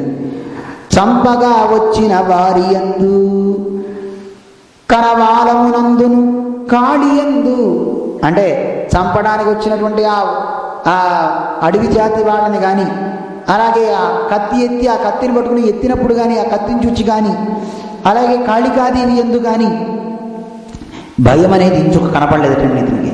ఎందుకని భయం కనపడలేదు ఇతనికి, ఎందుకు భయం వేయలేదు అందంగా చెప్తున్నారు పోతనామాచుల వారు. తాను అచ్యుత భావముంచి, అంతటా అచ్యుతుడిని భావం మనసులో భావించేట. అచ్యుతుడు అంటే పరమాత్మకి పేరు. అచ్యుత అంటే ఆశ్రయించుకున్న భక్తులని వదలని వాడిని అర్థం అండి. అలాంటి ఆ అచ్యుతుణ్ణి హృదయంబున, ఆ అచ్యుతుని యొక్క భావనను హృదయంలో పెట్టుకుని పద్మదళాక్షుణంతయున్ మచ్చికతోడ నిలిపి, స్నేహంతో నిలుపుకున్నట్ట మనస్సులో ఆ అచ్యుతుని స్మరణ చేస్తూ. అందువల్ల అటువంటి ఈయన అనుమానమునందకయుండినట్ట, అక్కడ అనుమానం ఏం లేకుండా ఆ స్థలంలో అక్కడ ఉన్నట్టండి ఈయన. ఎంత గొప్ప భక్తుడండి ఇతను. అంటే వాళ్ళు చంపుతున్నారని తెలిసినా ఏం మాట్లాడాలి, ఎందుకంటే పరమాత్మ ఈ శరీరాన్ని వద్దనుకుంటున్నావేమో, తీసుకువెళ్తావేమో నీ ఇష్టం అని అలా పెట్టాడండి. ఎంత గొప్ప వైరాగ్య సంపన్నుడు ఈ భరతుడు. వాళ్ళు వచ్చి శిరస్సును ఖండించేస్తున్నారని తెలిసినా ఏం మాట్లాడలేదు. భద్రకాళి వచ్చి వాళ్ళందరి శిరస్సుని సంహరించేసిందిట. ఆవిడకి థ్యాంక్స్ కూడా చెప్పలేదండి. ఆవిడ ఈ దగ్గర నుంచి ఏం ఆశించలేదండి. ఎందుకని, విష్ణు భక్తుడు, అలాంటి భక్తుని రక్షించడం ఆవిడ డ్యూటీ అండి. పైన ఎంత అందంగా చెప్పారండి. అలాంటి భక్తుని చూసి ఆవిడ కూడా వణికిపోయిందండి. అయ్యో వీళ్ళు చంపేస్తున్నారు ఈ భక్తుడిని వణికిపోయింది ఆవిడ. దుస్సహమైన భయమంది వణకుచు భద్రకాళి క్రోధంబు, భద్రకాళి ఆ కాళికాదేవి కోపం వచ్చేసింటండి.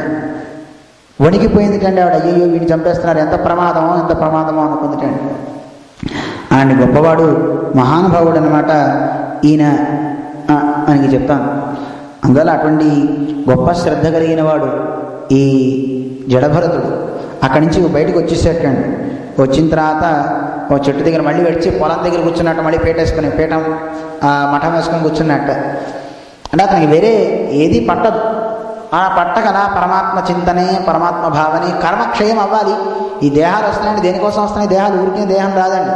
మనం చేసుకున్న కర్మ మంచిదో చెడ్డదో ఏవో ఉంటాయి, ఆ కర్మను అనుభవించడానికి దేహం వస్తుంది. ఆ కర్మ అయిపోయిన తర్వాత మీరు ఉంటా అన్నా మీరు ఉండరు, కర్మ అవ్వకుండా మీరు వెళ్తా అన్నా వెళ్ళరు. అర్థమవుతుంది కదా. ఎందుకంటే ఎంతవరకు మనం అనుభవించాలో అంతవరకే. ఉదాహరణకి 10 రూపాయలు ఇచ్చి మనం ఒక రంగులు రాటం ఎక్కితే ఆ 10 రూపాయలు అయ్యేంతవరకు తిప్పుతాడండి. మధ్యలో మీరు ఎంత అరిచినా ఆపడండి. ఆపుతాడా? ఒరే దింపరా, నా కళ్ళు తిరుగుతున్నాయి రా అని. రైట్స్ ఉంటాయి కదా వెళ్ళేవి. ఎక్కిన తర్వాత చూడాలి మన పని. కళ్ళు తిరిగిపోతుంటే ఓ వద్దు వద్దు అని అరిచినాడు ఆపడండి. తిప్పుతూనే ఉంటాడు. అయిపోయిన తర్వాత మీకు ఉత్సాహం కలిగి ఇంకో రౌండ్ ఇవ్వ అంటే నో దిగు అంటాడు. మళ్ళీ లైన్లో వెళ్ళాలి, టికెట్ కొనుక్కోవాలి, మళ్ళీ 10 రూపాయలు తీసుకోవాలి. నీ కర్మ అయిపోయిన తర్వాత నేను ఉంచరండి. ఇప్పుడు జైల్లో ఖైదీని పెడతారు, ఆ 7 ఏళ్ళో 8 ఏళ్ళో శిక్ష వేస్తారు. ఆ శిక్ష ఉన్నంత వరకు వాడు ఉంటాడు. అయిపోయిన తర్వాత బయటికి పంపించేస్తారు. సార్ ప్లీజ్ సార్ నన్ను ఉంచుకోండి సార్ అన్నా వాడు ఉంచాడు, బయటికి గెంటేస్తాడు. మన కర్మ కూడా అయిపోయిన తర్వాత మనకి మళ్ళీ ఇలాంటి లోకంలో ఇలాంటి దేహం మనకి రాదు. కర్మ 2 అయిపోయింది అనుకోండి, ఆ పరమాత్మను మనం పొందుతాం. నిరంజన పరమం సామ్యముపైతి అని మనకి చెప్తాను. పుణ్య పాపే విధూయ, మనం చేసుకున్న పుణ్యము పాపము 2 పోగొట్టి పరమాత్మ ఆయన దేనిలో మనని కలుపుకుంటాడట. ఆయన భక్తులం మనం అయితే ఎంత గొప్ప భక్తులం అవ్వాలి అంటే జడభరతులు అంత అవుతు కానీ నిరంతరం నారాయణ నారాయణ నారాయణ నారాయణ అని భక్తిరం వ్యభిచారిణి అని పరమాత్మ చెప్పాడు. భక్తిని వ్యభిచారం చేయకండి, కాసేపకండి అన్నీ నేనే కనుక నన్ను ఒక్కడిని చేయండి చాలని గీతలో అని చెప్పారు. మామే వయే ప్రపద్యంతే, నన్నే ఎవడైతే స్తుతిస్తాడో, నన్నే ఎవడైతే తలుస్తాడో అలాంటి వాడు ఏతాం మాయాంతరంతితే, ఈ మాయను దాటుతాడని ఆయనే చెప్పాడు కదండి మనకి. అందువల్ల ఆయన్నే మనం స్తుతించాలి. అలాంటి ఇంకా ఎంత గొప్ప జ్ఞానం మనకి పైన తెలుస్తుంది. ఈ సింధు ఇతను వచ్చి అలా కూర్చున్నప్పుడు చిన్న మాటగా మనం చెప్పేసుకుని ముగిద్దాం. సింధు దేశాన్ని పరిపాలించే ఒక మహారాజు రఘుగణుడు అంటారు. ఆయన ఒక పల్లకీలో ఊరేగుతూ వస్తున్నాడు. అంటే ఆయన తత్వాన్ని తెలుసుకోవాలి అని కపిల మహర్షి ఆశ్రమానికి వెళ్తున్నాడు. ఆ వెళ్ళే దారిలో ఇక్కడ కూర్చున్నారు పల్లకీ మోసేవాళ్ళు. పాపం కాస్త ఇబ్బంది కలిగి ఇతను ఒక మనిషి తగ్గాడు. ఇతను ఉంటే బాగుంటుంది కదా అని ఇట్రా అని పిలిచారు. పిలిచితే ఎవరు పిలిస్తే పని చేస్తారు కదని వెళ్ళాడు. ఏం చేయమంటారని అడిగి ఈ పల్లకి అన్నట్టు పల్లకి మోస్తున్నాడు. ఎప్పుడు మోయటం రాదు, మోసేటప్పుడు నడకలు ఉంటాయండి, అందరూ కలిపి ఒకే అడుగులు వేయాలి. అలా ఒకే అడుగులు వేయలేదు అనుకోండి, బండిలో ఉన్నవాడికి కాస్త కుదుపులు వస్తాయి.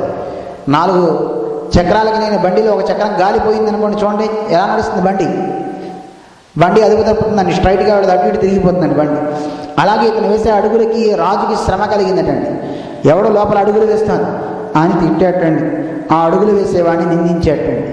నిందించిన తర్వాత వాళ్ళు చెప్పారు, అయ్యా మా సంగతి మాకు తెలీదు, ఈ లోపల ఎవడో ఉన్నాడు, వీడు ఎక్కాడు, వాడెవడో పట్టాడు ఈ కర్రని, వాడికి అడుగులు వేయటం రాక మరి ఇబ్బంది పెడుతున్నాడు. మరి అతనితో పాటు మేము నడవాల్సి వస్తుంది. మీకు ఇందాక చెప్పాను, ఒక చక్రం గాలిపోయి పంచర్ అయితే అలాగే వేగంగా వెళ్తే బండి అదుపు తప్పినట్టుగా వీళ్ళందరికీ కూడా మిగతా 3 చక్రాలు కూడా మిగతా 3 కూడా సరిగ్గా మొయ్యలేకపోతున్నట్ట. మొయ్యలేకపోతే వెంటనే రాజు చూసి అన్నట్ట, గట్టిగా చెప్పి తిట్టేట, ఏమయ్యా నీకు సరిగ్గా నడపడం రాదా, సరిగ్గా నడుపు, పాపం చాలా చిక్కిపోయినట్టున్నావే చూసేటండి. అప్పుడప్పుడు మనం చూడండి మొయ్యలేని వాడిని చూస్తే ఏమంటాం, ఎరా అంత ఉన్నావు మొయ్యలేవురా అంటాం. కానీ తిట్లలో ఇంకో తిట్లు ఉంటాయండి, పాపం చిక్కిపోయినాడండి వాడేం తోలుతాడండి, పాపం వాడేం పట్టుకుంటాడండి అన్నట్టుగా ఈయన అన్నట్టు, అహో కష్టం, నీకు ఎంత కష్టం అయిపోయిందిరా మొయ్యటం, పాపం నిజమే అని ఇతన్ని పరిశ్రాంత, చాలా పరిశ్రమిస్తున్నావు అని ఇతన్ని పట్టుకుని అనేక రకాలుగా శ్రమ చెందావు నువ్వు అని నీచమైనటువంటి సంభాషణతో, పాపం చాలా దూరం నడిచేసావు కదా పాపం, మోసి అలిసిపోయి ఇలా నడకలు పడుతున్నట్టున్నాయి అని సరిగ్గా జాగ్రత్త అంటూ గట్టిగా మాట్లాడేటండి. ఇతను నిందించట రాజు. పాపం అతను ఏం పట్టించుకోలే, ఏం మాట్లాడలేదు. మళ్ళీ వెళ్తున్నాడు. ఆ బరువులు ఆ భుజం మీద పెట్టుకుని అందరితో కూడా నడుస్తున్నాడు. మనకి నొప్పి వస్తే నొప్పి అని అంటాం, కానీ అతను ఏమంటండి, అతనికి ఏం పట్టదు. అలా వెళ్తున్నాడు. వెళ్తుంటే మళ్ళీ అలాగే అయిందండి, కోపం వచ్చింది.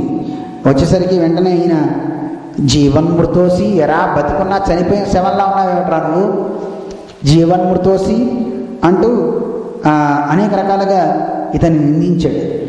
నేనేం చేస్తానో తెలుసిన, దండపాణిరివ, చేతిలో దండాన్ని ధరించినటువంటి వాడు ఎలా అయితే శిక్షిస్తాడో అలా నేను శిక్షించేస్తాను అనుకున్నావో, యముడు ఎలా శిక్షిస్తాడో అలా శిక్షిస్తానన్నట్టండి. అనగానే అప్పుడు ఇంకా మాట్లాడాల్సి వచ్చింది ఇతను. నాయనా నువ్వు చెప్పినవన్నీ కరెక్టే, నీకు చెప్తున్నా విను. సరిగ్గా మోయలేదు అంటున్నావు. మోసేదెవడు, మోయబడేవాడెవడు, తత్వం మాట్లాడేటండి. నేను మొయ్యట్లేదే నీ దాన్ని, అయినా నువ్వు మాట్లాడిన మాటల్లో నేను బాగా బలిసిన వాడిని అన్నావు.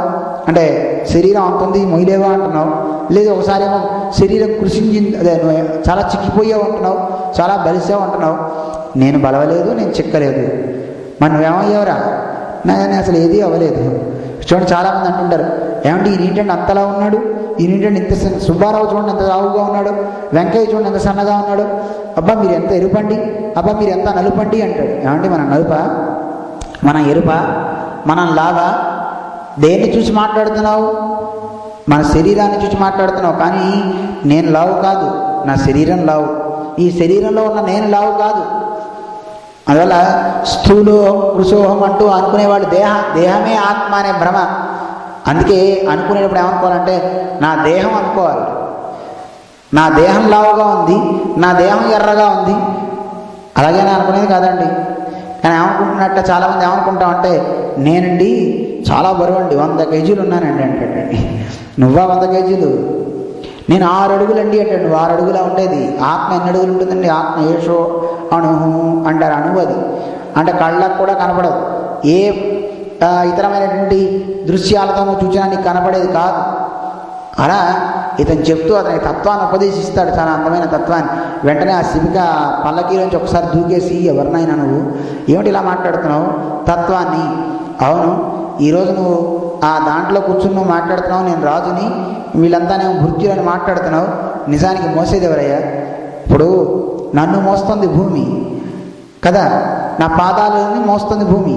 నా పాదాలు నా పిక్కల్ని మోస్తున్నాయి, నా పిక్కల్ని నా మోకాల్ని పిక్కలు మోస్తున్నాయి, ఆ మోకాళ్ళు ఏం చేస్తున్నాయి? ఊరువుల్ని మోస్తున్నాయి. నా ఊరువులు పైన ఉన్న ఉదర భాగాన్ని మోస్తున్నాయి, ఉదర భాగం వక్షస్థలాన్ని మోస్తుంది, వక్షస్థలం పైన ఉన్న భుజాన్ని మోస్తుంది, ఈ భుజం ఈ పల్లకీకి ఉన్నటువంటి కర్రను మోస్తుంది, ఈ పల్లకీకి ఉన్నటువంటి ఈ పీట నిన్ను మోస్తుంది. మరి నేను మోసానంట ఏమిటి? అందువల్ల నేను మోయిలా, శరీరం మోస్తోంది. ఈ శరీరం ఎటు పరిగెత్తేనే అటు వెళ్తున్నాను. అందువల్ల నేను అలవరా, శరీరం అలసిపోతుందేమో, నేను ఎప్పుడూ అలవను. అతను అనుకున్నట్ట కర్మక్షయం అయిపోతుందిలే.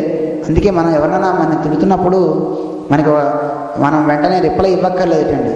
మనకి పెద్దలు చెప్తారు, మనం ఎంతైతే అనుభవించాల్సిన కర్మ ఉందో ఆ కర్మ మనం అనుభవించకుండా మనం తిట్టిన వాడికి వెళ్ళిపోతూ ఉంటుందండి. అందుకనే ఎవడైనా తిట్టినప్పుడు ఒకసారి నవ్వి సంతోషమయ్యా అని వెళ్ళిపోవాలండి. చాలా కష్టం అండి ఇవన్నీ. ఎవడైనా తిడితే వాడు 4 తిడితే మనం పక్కన ఇంకో 0 పెట్టి తిడతాం 40 కదండి. వాడు ఒకటి కొడదామని చెయ్యి ఎత్తితే మనం కొట్టేసి వచ్చేస్తామండి మళ్ళీ వాడికి ఆ ఛాన్స్ కూడా ఇవ్వమండి. కానీ చూడండి ఎంత ఫాస్ట్గా వస్తున్నాయో మనకి ఇలాంటివి.